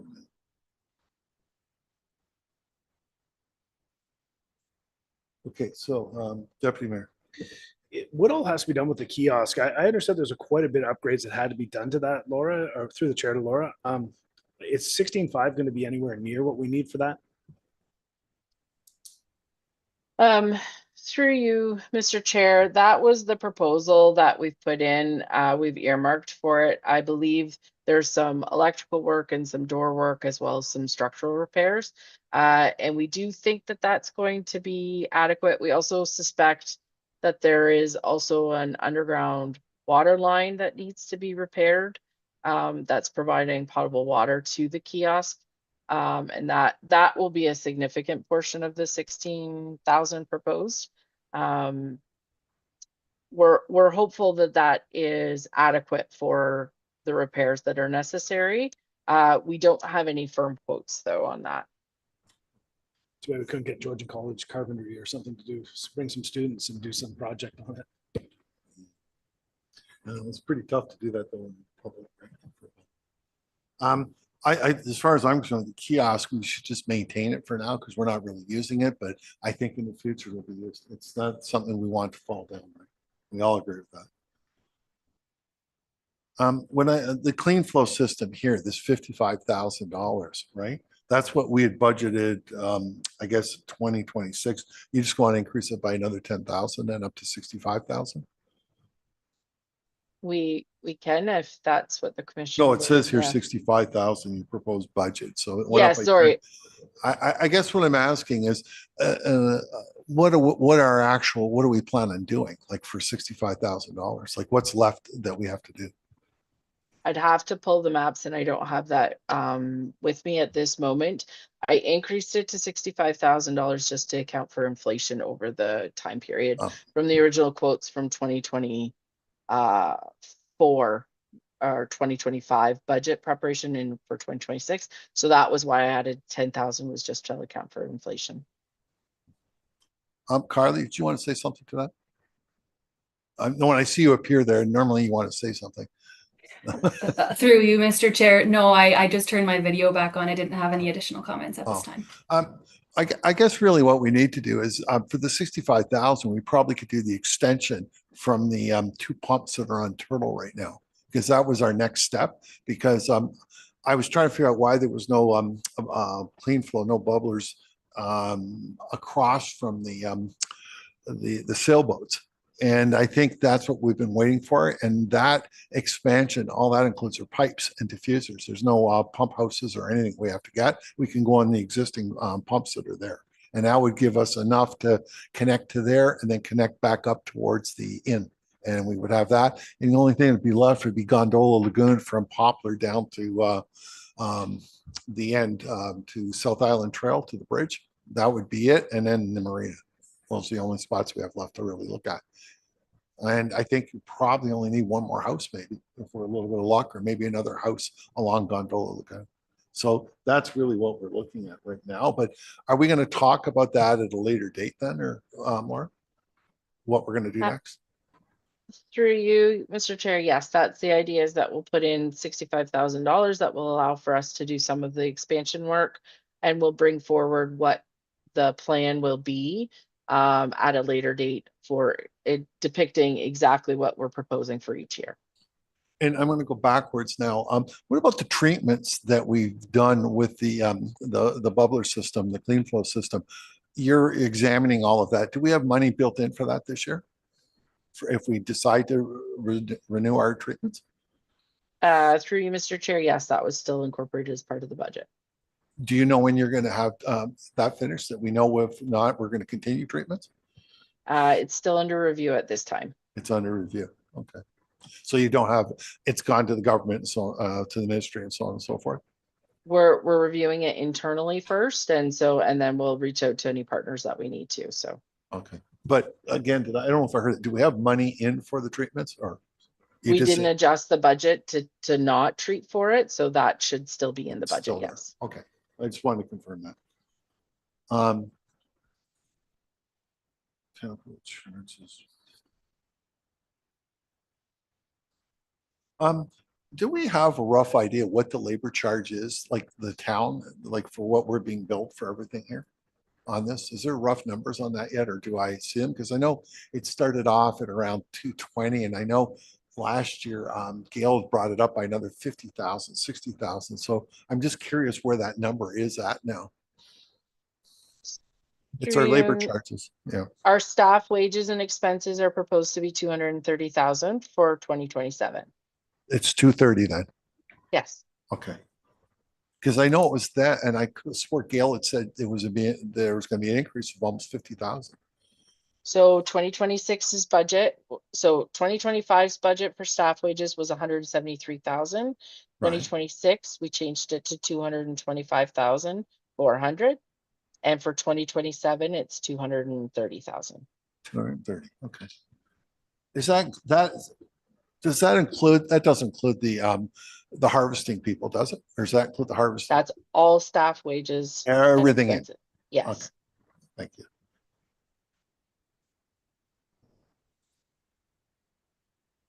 Okay, I'm actually pretty good with all this. So I'm not seeing an increase yet. Like for anything here, I don't see an increase. No, I'm just wondering at some point in time if would help, Laura, should the commission kind of give them some time to get some capital project ideas for you for building this 10-year capital? What is it? Or should we have a meeting specific to that, right? Because if we're going to build a 10-year plan, then we should be looking at, do we want to add a beach cleaner to it at some point, start accruing money so we can save up for it? I'm not sure, but what do the people want to see, right? Well, we roughly did one. I remember doing it a few years ago. We roughly did. There's something out there because I remember sitting doing it because we had never had it and we needed it. I can remember doing it. So I don't know where it is. But even for an updated one, though, Cal, we should have anything new that's come about. But what you're talking about is things we already talked about, right? That's like we've been talking about that since my first term. We looked at it. I'm just not sure if Laura has something specific that's actually been put together. I'm not sure if it's been found. And I'm assuming she's going to wait for that meeting that we're going to talk about, right? Yeah. Go ahead, Laura. Yeah, through you, Mr. Chair. The expectation will be that in September, we'll bring it forward, and absolutely at that point, we can have the discussion with the commission and determine what other items need to be added in. we'll put in what we've already understood. And again, with us being still with a fairly short history of what's been done in the past and what we need to do, we may be missing some things, but that's where we're hoping at that meeting in September, then we can bring that forward and have those filled in to then again go forward and with a full 10-year plan for council's consideration. Any other questions on this? So Rebecca, have you got all those numbers that we've talked about? Because that's what's going to come up next, I guess, right? Through the chair, yes. So I do have an amendment prepared for the motion that we can put on the screen, and then we can go through. And if the commission has any changes, or if there's anything that you would like that you think I've written down differently than what you had thought or you'd said, so let me know. We can make any adjustments to it, but this is what we currently have drafted. That the motion before the commission be amended to make the following changes to schedules A and B. Schedule A, housekeeping adjustments, staff wages and expenses decreased to $230,000. Beach security increased to $15,000. Schedule B, increase canal/lagoon city condition and maintenance study by $10,000 to include analysis of technology for water mover pumps. Schedule A, increase legal fees to $20,000. Schedule A, number 41, LCPW harvester, increased to $15,000. And Schedule B, addition of $120,000 for new capital project for replacement of water mover pumps. What about what we're putting in reserves? Do we need that there? Or? No. Through the chair, my understanding, and if General Manager Pai or Ms. Fisher have anything to add, please feel free. But my understanding is that that would be determined based on the budget.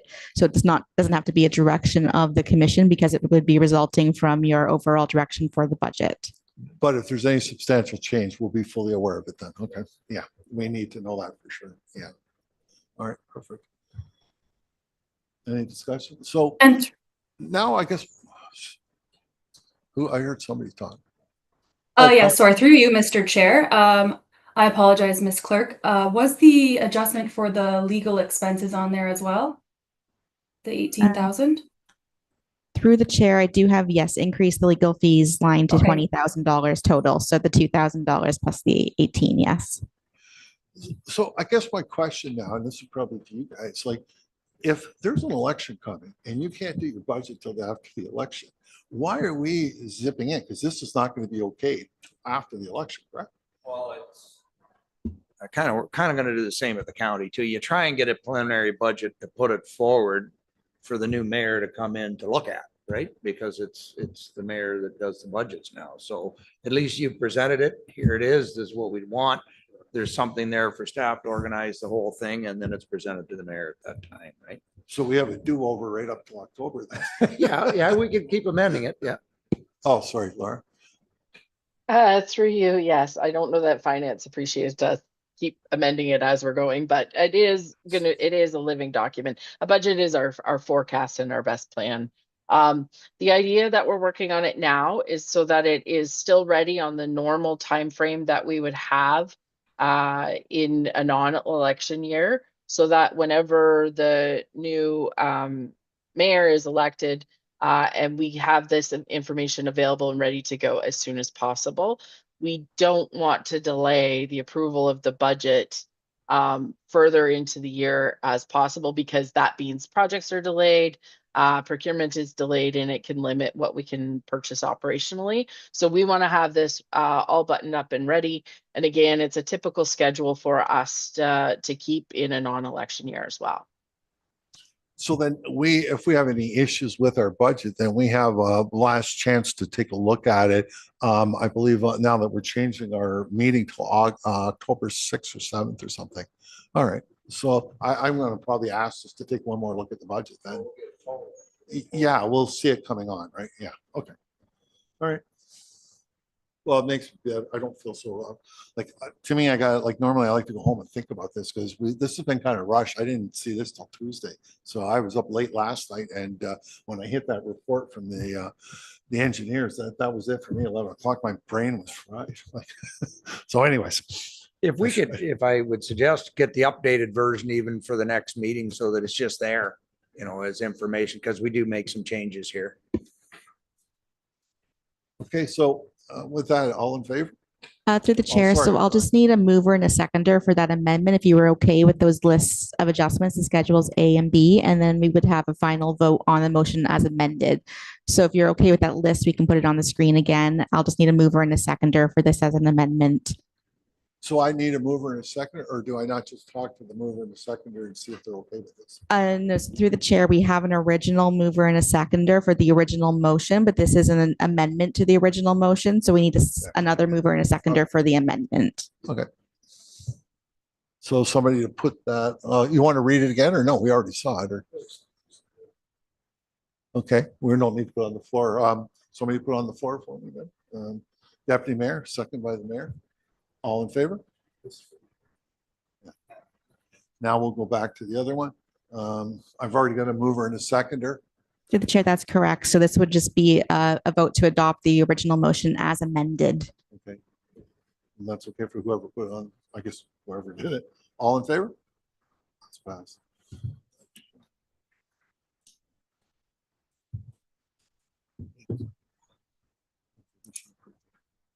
Okay, 8.1, Rebecca.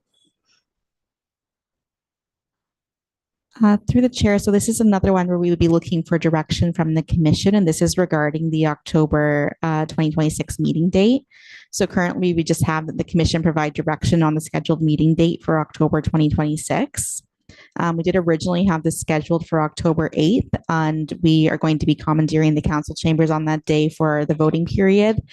So this was just seeking the commission's direction on how you would like to proceed with the October meeting. If you would like to meet earlier, or if you have another direction, please let us know and we can make that happen. Put it on the floor. Deputy Mayor. Second by. Yeah, we're county on the 6th, both of us. Second by Mark. I'm sorry, Commissioner Lang. It can't be first name basis. I like the 6 actually. Now you're gonna make me look at the calendar. Yeah, except both the deputy mayor and I are at county. Well, one of you can skip. Well, I know I can't.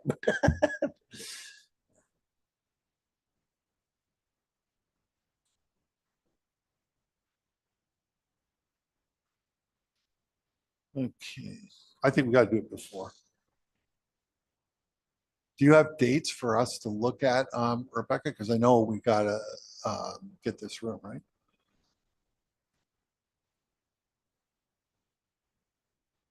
We do have a calendar, or if the commission prefers, we could, if you give us direction during this meeting, send out kind of a calendar poll following the meeting and see if there's a compatible date for all. If you prefer to check your calendars now, we can do so as well. We have a calendar for this room, the council chambers.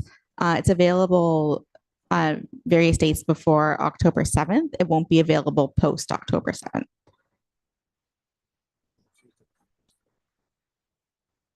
The 29th? Well, I could come, yeah, if it's a short meeting. That would be it. What about the 1st? I can't attend on the first time out of the country. Well, that's a happy face. So I don't know what that I'm means. gone on the 1st, but I'm available the 2nd.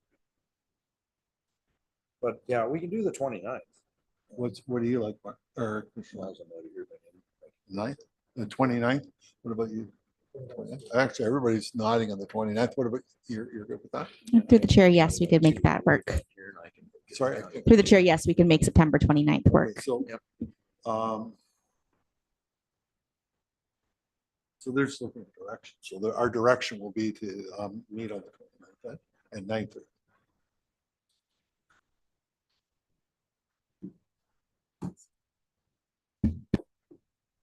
No, that's fine. Yes. Right after the election, I'm gone for. Okay, we'll let Rebecca put that up.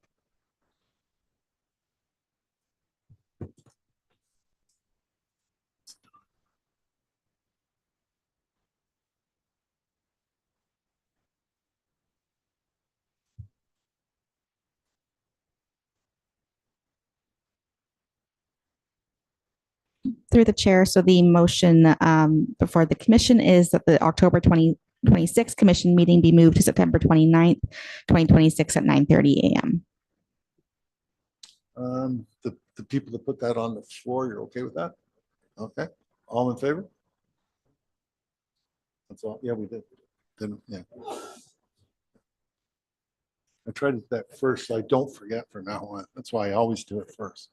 Okay, so 8.2, we've already done that, so we're going to skip to 8.3. 8.3 will be our next one, Rebecca. Through the chair, the motion for 8.3 is that report LC 1526 regarding operations update for canal maintenance be received as information. So anything on the floor?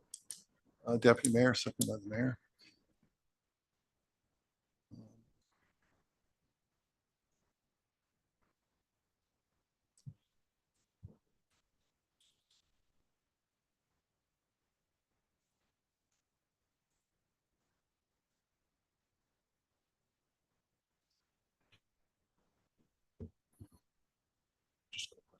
Anybody want to start? Okay, you want to start there? Yeah, I see that. So the review is valid. So we're good now for 26 rate to 28 operating season. Is it an easier application to renew that now, Laura, moving forward, or would it be the same process? We start all over again for another 3-year period? Through you, Mr. Chair, my understanding is we would need to continue. Sorry, it would be similar to what we did this year. So we would start that discussion with the Department of Fisheries and Oceans ahead of the 2029 season in order to get the approvals and the review completed ahead of that. Okay, and we weren't too late at getting that approval, but we'll probably start it earlier in the year just to put people's minds at ease that it won't delay that start again. Okay, thanks, Laura. For sure. What's the discussion on the skimming? Like, there's not saying yes or not saying no? Through you, Mr. Chair. So they've said skimming should not occur prior to July 15th window. So we are hoping to discuss with them as we move forward ahead of the operating season of 2027 to see if we would be able to do any mitigation or any type of skimming activities prior to that. But as it stands right now, for 2027, skimming and harvesting would both initiate at July 15th. And none of the in-water work would begin prior to that. Well, what about turning on the water systems? They don't have an issue with that at all? All our systems? That's going to be part of our discussion with them. That's part of the discussion. So you still have all that to discuss that beforehand. Right.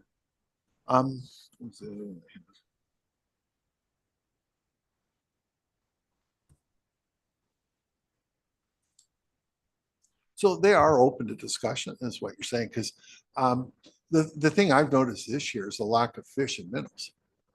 And we've stopped all these things. And I got to tell you, like, normally I got minnows swimming across the front of my place all the time. I don't see any minnows.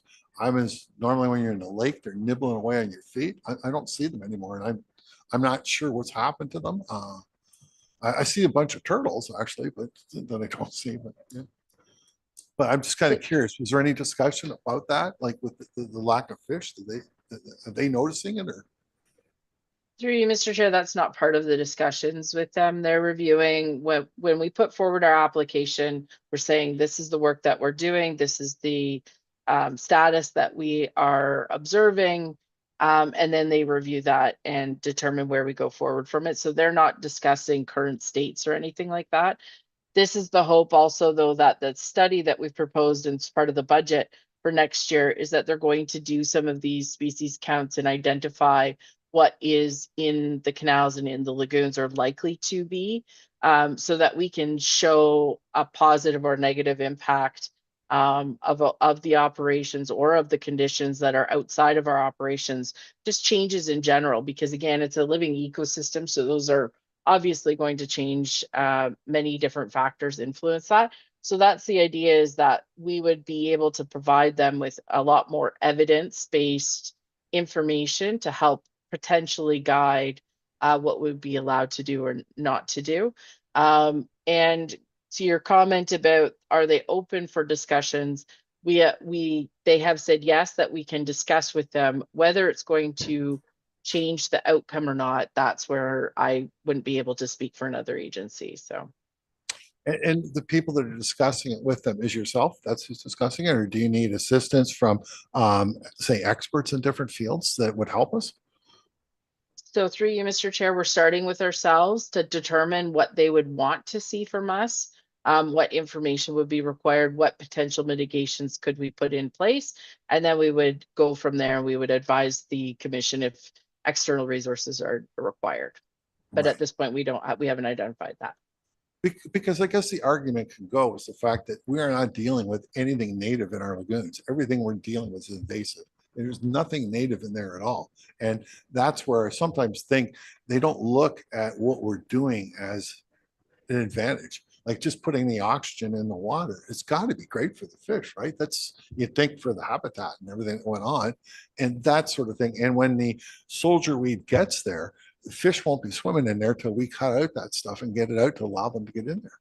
So it's just, I guess I see all that, and then I hear about the global warming. Like, should that not be changing the fish when they have their babies? There's so many things going on here. I hope that our agencies out there are paying attention to this and that can work with us on this, and maybe we can help them with what we're doing. So that's my little speech. But anyways, but a good report, Laura. I really liked it, and I saw your question and answers there. I read all that. Yeah. Does anybody else have any questions for Laura? I guess all in favor? Passed. Okay, now this is the unfinished new business. Let's go first on that. I think Commissioner Hart's on 9.1 with the South Bridge lighting. Oh, sorry. Okay, I'm sorry. Okay, I'm sorry. Yeah, I'm sorry. My apologies. Okay, just so it's on the other sheet. That's the one I printed. Didn't have that. Sorry there, Commissioner Hart. 9.1. I don't think I even have to put this on the floor, do I? Or should I? Through the chair, there isn't a motion associated with it right now. If there is any action to come out of it, we can consider that as a motion if needed. Okay.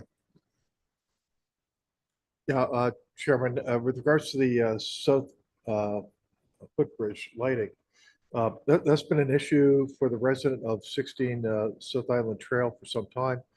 And as a result, that resident has submitted a report of concern on July 22nd. And there has been some action taken from the township so far. But in the meantime, that light is on and off. There's been times where it's not on at all. There's times where there's been some lighting between 2 a.m. and 3:30 a.m. and then other times. So it needs to be reviewed.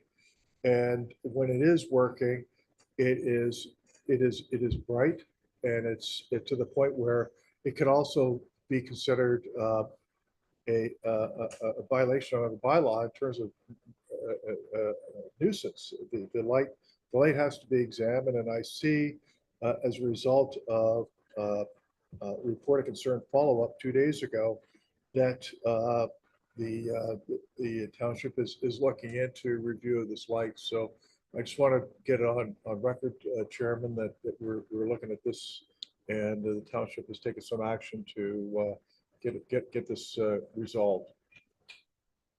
So do you want to put a motion forward that we request something here?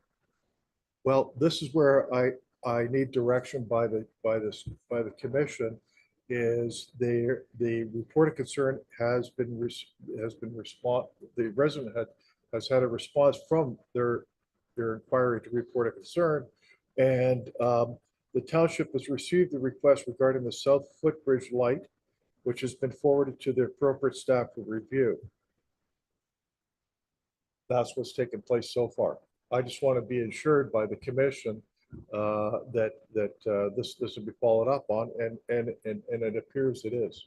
Also, the town's following up on, because there's a lot of like, I know this was the same thing happened a couple of years ago, and there was a full report done on it. There was pricing done, all different types of lights and everything. And I think you were here even in the mayor. You guys were both there when we talked about that. So maybe you should pull that information out because it could save you a lot of time, right?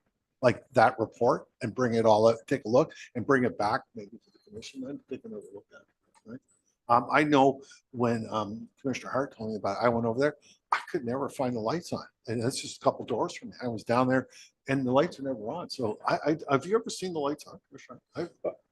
Yes, Chairman, I've been there when I've seen the lights on, and it is definitely a nuisance for the resident of 16 South Island Trail.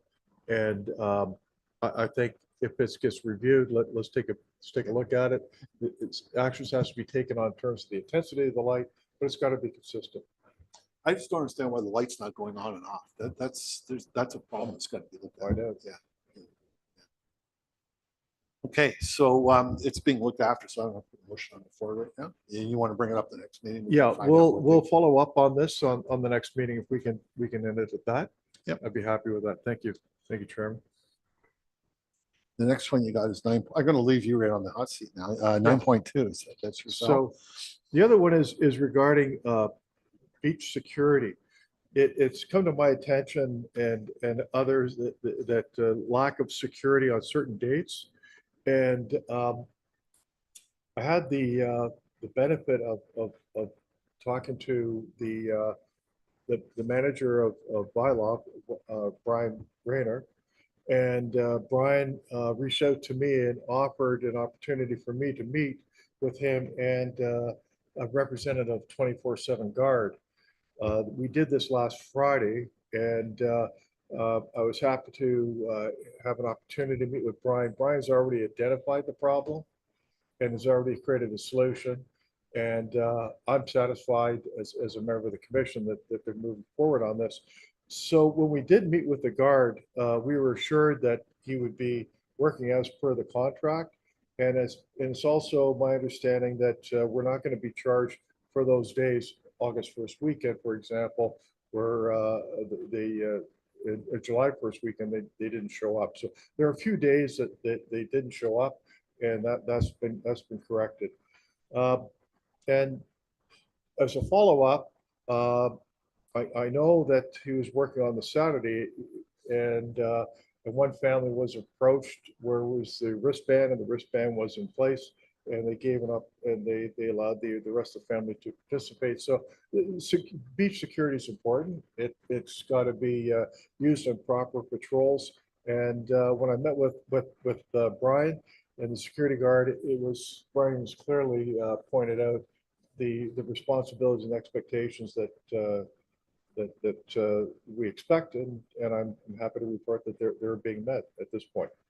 There was some discussion though of having 2 security guards, and I guess that's for discussion some other time. But as long as we have 1 security guard meeting the contractual obligations, and I think as a commission we're satisfied with that. The one thing I would tell you, you'd mentioned to me about the 2. I thought that we had 2 and we'd always went out after like for 2. So I phoned another commissioner who was like involved in all. He said, absolutely, it was always for 2.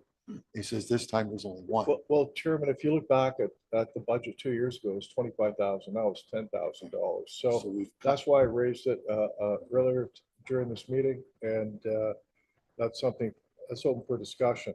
Even if we had just, if we have 1 security officer back and forth with each beach, and during the next contract agreement, we just don't go for the cheapest security company available. So, but I'm really impressed with what Brian's done so far. Obviously identified the problem, got ahead of it, and so far it's meeting a contractual obligation. Did you want to say something, Laura? I saw you pop out. You just turned your camera on. Through you, Mr. Chair. Yeah, I just wanted to remind the commission that we are bound by our procurement policy, and we do need to follow that with all purchases, including beach security. We can look at ensuring that it's not just price that is part of the consideration. And I did want to remind you that we did increase that to 15,000 for 2027 as part of those previous discussions.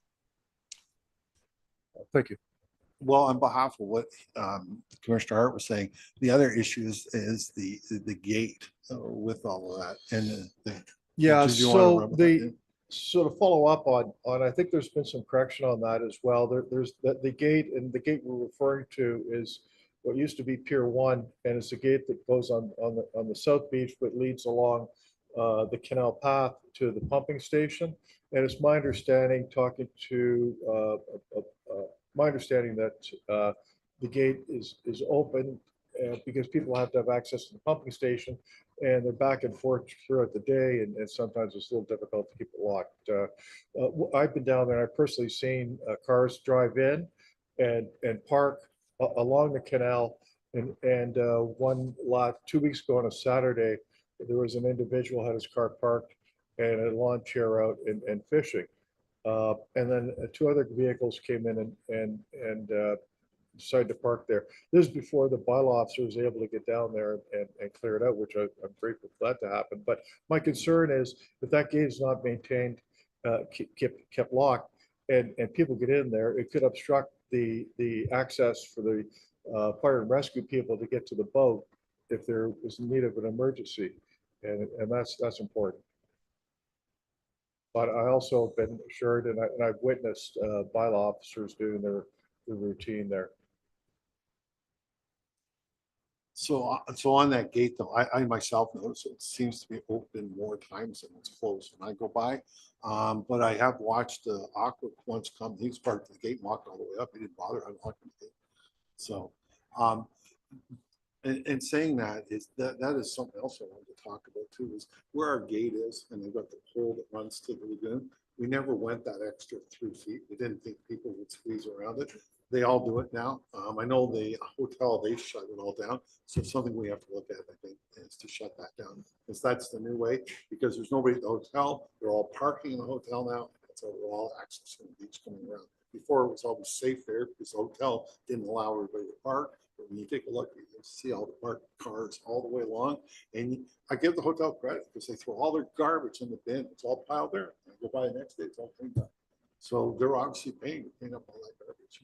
Because we're not, that's not ours, right? Okay.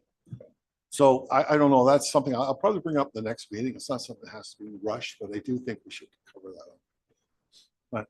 But yeah, thank you. Thank you, Chairman. And one other comment. The last one is we can move on to the other new business. Goose. Yeah. So the goose management. The reason why I wanted that in there is that I've read and received messages that the geese, the goose treatment is all over the place and it's a mess. And I in my observation, I think the goose population is down. And of course, this time of the year is not as a problem as it was a few months ago. But I think the wildlife management under the direction of Michael Van Katz is doing an amazing job. And I just want to put it on that I think the goose management system is working for what the township is providing, and that's why I have that on there. Chairman, thank you. Do you have anything else here, Tom? Or that's it? I got a couple things here. First thing I want to talk about is this rafting party that's happening down on the beach there.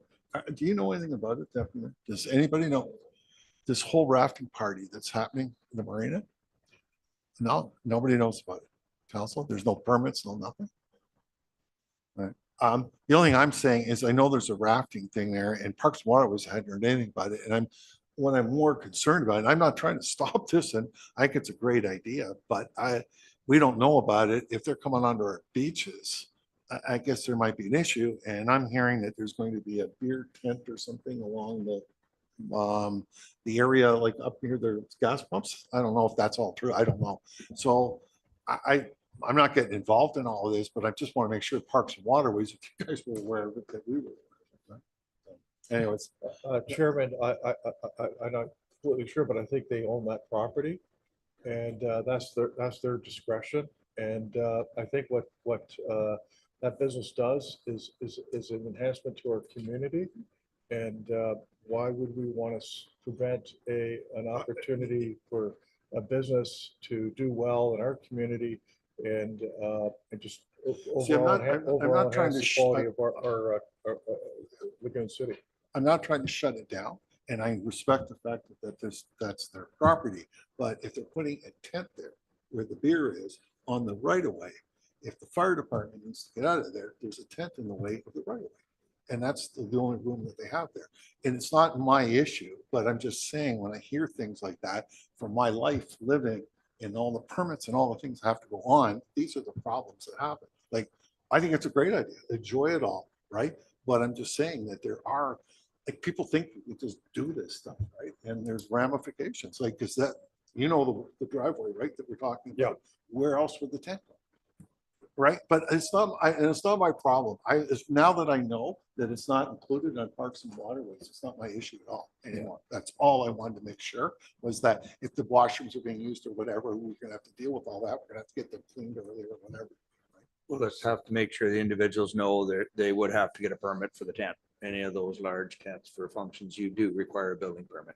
So we'll But make I'm sure not they know. trying to stop this. I'm not being the guy. All I'm trying to say is that I'm covering off the people, the Lagoon City and what we stand for, and that's what our job is. The rest of that is not our job. It's not my job to do that. And so just so you know, I'm 100% behind it. Yeah. Yeah, I'm not against it all, but I've just seen it when other people have tried to set up other tents. I've seen the amount of paperwork and the amount of permits that you need. There's so much, people don't realize that, right? And then all hell breaks. And then when something happens, that's when all hell breaks loose, right? So I think all the power to them. They're out in the water. They're gonna have a band on it. Like, it sounds like a lot of fun. They're gonna have a band on a Yep. raft out there for the whole bit. So all the power to them, and great for going on. All right. The other thing I wanted to talk about was this hiring process that happened over the Parks and Waterways. I'm sort of disappointed that we weren't involved in any of that. Like, because I've always looked at the fact on the Parks and Waterways, and it's nothing against you at all, just so you know, Mark, I think you're a great asset to this and the whole bit, but it's just the whole process that went on. Normally, I know as a counselor, I used to always talk to the people, and I used to talk to the people on Parks and Waterways too, because what you're looking for is to mix somebody in with the people from the Lagoon City. And most of the people sitting here know of the people that put their names in, because they've asked us, they've touched base with us, they've asked us what the job is. And so we kind of already know who's putting their names in. We know who's going there. And I have never been asked, maybe a couple times by you, but never by yourself, about what's your opinion or what you're feeling or anything like that. And I know when I became a counselor, the first thing I did, I called every single person on Parks and Waterways to talk to them, each individually. And then I met with them just to understand what was going to happen when I became a counselor. And I just sort of feel like we got left out of this whole process. I really do. I feel like we got left out, and I think it wouldn't have hurt to reach out and spoke to us about it all. And I think a lot of us do have experience. I question, and I'm going to say it in the nicest way, on council, how many people on council have the experience of what goes on in Parks and Waterways and the experience of hiring somebody, what you're looking for. And just to finish it, then I'll let you go, is the fact that when somebody says to me, well, he was an engineer, so he was a great choice. We have engineers here doing all this information. If I was that engineer, I'd be very careful with what I say, because he could get himself in trouble, right? If we go by what he said. So I just wanted to make that, I want to make the point that part of, I don't know where we stand as Parks and Waterways. And that's why I'd like to have the access that we can go to our lawyer, like our own lawyer, not your lawyer. Like, and I'm going to say it nicest way again, but that is the lawyer for the town, and his job is to protect the town. And any other lawyer that's involved, that's his job. Well, I'd like to get a lawyer that says, okay, Parks and Waterways, this is what you have. And when I hear about this, thing coming up in 2 weeks from now, I would like to get a heads up with the lawyer where we stand on that, or where this could be going, right? And who knows where this could go, right, with what's about to be talked about. And I'll stop there because I want to continue to that, but you can speak there, Councilor Commissioner Hart. Yeah, thank you, Chairman. I just want to top up on your point. You made a valid point. I think it's dismissive and irresponsible to not include the chairman in part of the process of that hiring. Yeah, but I'm grateful that Mark is on, and I think it's I had to ask Mark 3 times to get his resume, and I had a look at it. It's very impressive, and Mark is very humble. And Mark is going to be a tremendous value to the Parks and Waterways Commission. So I want to thank the committee, the council to electing Mark as a commissioner. But I think it's disrespectful and dismissive for not to include the chairman in that process. It kind of leading back to your other comment about independent counsel. For us, I think it'd be the timing is right now. I've witnessed things where it would be in the best interest of the commission to have an independent counsel as we move forward. And I think that having this meeting coming up in a couple of weeks is great. Having community engagement is important, especially this particular October that's coming up. But it's more just for a comment, and I'll keep it really short. Township of Ramara is unique in the sense it has 16 kilometers of canal, which I don't know any other township in Ontario has that. So consequently, we have the Lagoon City is unique, and each resident pays about $900 to $1,000 a year to assist the township in maintaining the canal system, which is unique. And I think we have an obligation to maintain the commission, and I'm looking forward to this meeting coming up. And that's just my comment, Chairman. Thank you.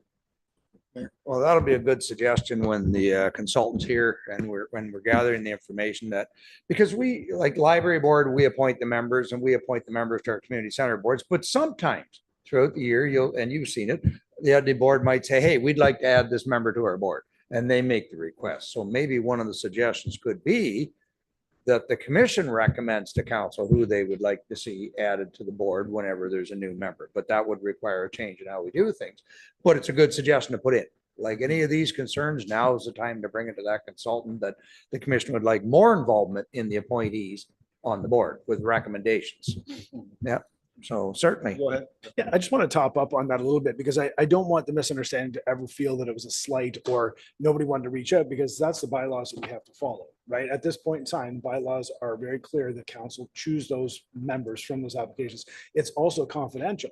So we can't share that unless we change those procedures. So that's the way this whole system's been designed. So part of my reason for the engagement and wanting this consultation, I don't mind speaking about that, is because I believe that levy payers should be the voters who actually vote in the commission and decide in their community who they want to represent them.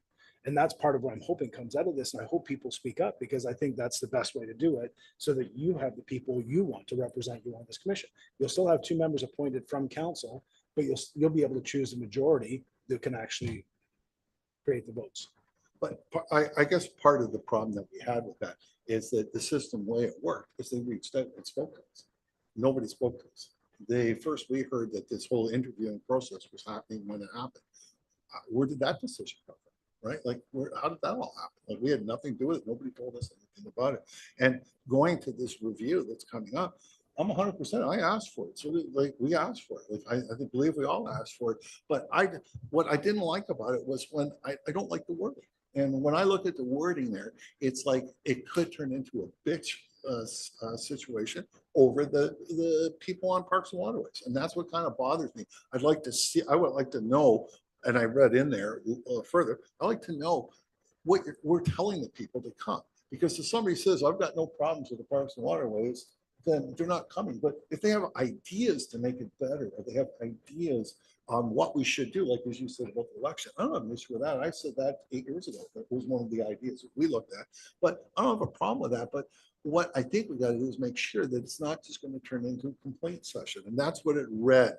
I handed it to a couple of people when I received it yesterday, and that's what they said to me. That's what they read in it too, because I wanted to make sure I wasn't being oversensitive over this. And that's what I didn't like about it. So I'm hoping that there's some sort of guidance, not at the meeting, before the meeting, so that people can actually prepare for it, because it's in 2 weeks. And to me, I think it's one of the most important things for Parks and Waterways. I really do. I really feel it's an important thing. But if it's coming and there's just a complaint session, sorry, I think I'm stopping here. What's wrong? Through the chair, you're welcome to finish your thought. I just had a couple things to add, if able, when there's time. What, sorry? Through the chair, you're welcome to finish your thought. I just had a few things to add to clarify the process if there is an opportunity to do so. Okay. So that was the point that I was trying to make with that. I was going to lead into that next. I know Commissioner wanted to speak, but that's what we really need to look at. Right? That's, I guess, and that's where I would actually like to actually talk to an independent lawyer so that we know where we stand on some of these things. Like to come back out and he may look at it and say, no, absolutely not. You should be able to do this. You should have this rights. You should be able to have this, right? And I think it would help all the commission. And not, sometimes I feel like it's you guys and us guys, right? And that's where sometimes I don't like that feeling, and I don't think it's right, because we never had that feeling before. We had a good relationship with council. It worked out perfectly, the way that we had the deputy mayor, we had me as, I guess, the councilor, and it was phenomenal. And the deputy mayor at that time, he did it correctly. He was a commissioner when he sat here, and he was a councilor when he sat as council, and he went both ways. And it's a hard thing to wear 2 hats, you know. Well, that's what I'm just saying. There's got to be like a give and take. Huh? Yeah. Well, it's not like we're going to go consult him all the time. What I'm saying is that it's just like there's some questions that we've had. And, you know, I don't think your lawyer really wants to speak to us on that, right? He's representing you guys. And I do think, just in clarification, I think going back, it's important for people to understand the history, because I believe out of the PR 11, it gave council the ability to create a commission based on a bylaw, which was done in 2005 to delegate responsibilities to the commission. So going back in history, that's how it's kind of evolved through the time, from my understanding of what it is. But I'll let maybe Rebecca want to jump in. Yeah, Rebecca was. Through the chair, I just wanted to clarify a bit about the legislation and just note a few things for the commission's knowledge. So the power to appoint and remove members of the commission is appointed to council through Bill PR 11. And that is included in the MARA Act. And then the commission responsibility would be to appoint a chair of the commission and/or designate a meeting chair. Council can decide what that process looks like for appointment and removal. So that was part of what occurred with the most recent appointment, is that council directed to do interviews. So that's what we proceeded with. But ultimately, the bill is what gives that authority to council to do so. I would just like to also note for the commission that a legal opinion was secured by the commission in 2025, giving a summary of the roles and responsibilities for the Lagoon City Parks and Waterways Commission and the Township of Ramara. This is available on our website at www.ramara.ca/LCPWC. So it's linked for anyone to review, and it does break down what the roles and responsibilities are for each under the MARA Act and under the establishing bylaw. So if you haven't seen that, I certainly encourage taking a look at it, because it is a good breakdown. The commission is welcome to secure its own legal representative at any point. We would just have to make sure that there is a budget approved for it, as that is one of the requirements of the MARA Act, is that the budget for the commission needs to be approved by council. So if it's not in our current budget, then requests would need to be made to council to approve that budget. But it is within the commission's purview if they would like to seek independent legal advice to do so, as long as it's within budget. We had already asked with legal advice from already, so I think it's tied in already. So it's in the budget. The other thing too, I did read exactly what you read there about what our job is, because you sent it all to us. But what I guess the point I was trying to make is the fact that nobody reached out from council to us and kept us informed, even asked our opinions. And that the way it always had been. We did follow the rules like, you know, before, but it was more of a input that came right in. It worked well. I never had an issue with it, like when we did it. Like, and I was kind of disappointed with what I saw right there. And I think Commissioner Lake, it's great. I think you're going to do a great job. I think you're a really good asset. So it's nothing against you. It's just that this all came up over this, and we're talking about it. So But anyways, that's what I'd like to do is like reach out and just talk to this lawyer, because as you know, talking to like Ryan, he works for you. That's how simple it is. Okay, and I did not know that. Thank you, Rebecca, that we can get our own independent counsel. I just wanted to double check that. Yeah. So basically the actual money that we put for legal is kind of for us too, right? Through the chair, yes, it's just dependent on if the budget is available within the current year. So if there is availability remaining in that budget line, the commission can direct how that budget is to be used. If there isn't budget remaining, then a request would need to be made to council for approval to have that budget allocated. So if you were looking to transfer money from reserves, for example, that would need to go to council to have that approved. If we had to transfer money. Exactly, yes. Which I think we already did for that massive amount of money that came, right? So I don't remember asking for permission, do you? No. I believe there is money left in the legal budget this year too. And that was,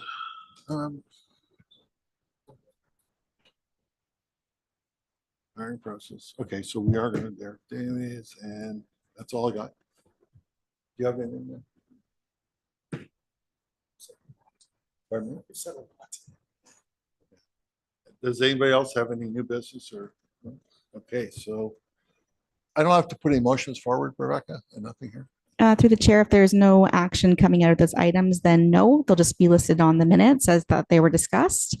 If there are any actions you would like to see or any direction for future meetings, please let us know and we will put that on a future agenda if needed. Yeah, there's a couple other things I think we just need to know. There's no closed session. No. Adjournment. I'm gonna put it on the floor that we adjourn at 11:41. Put it on the floor of the mayor, second by the deputy mayor. All in favor? We're done 11:41.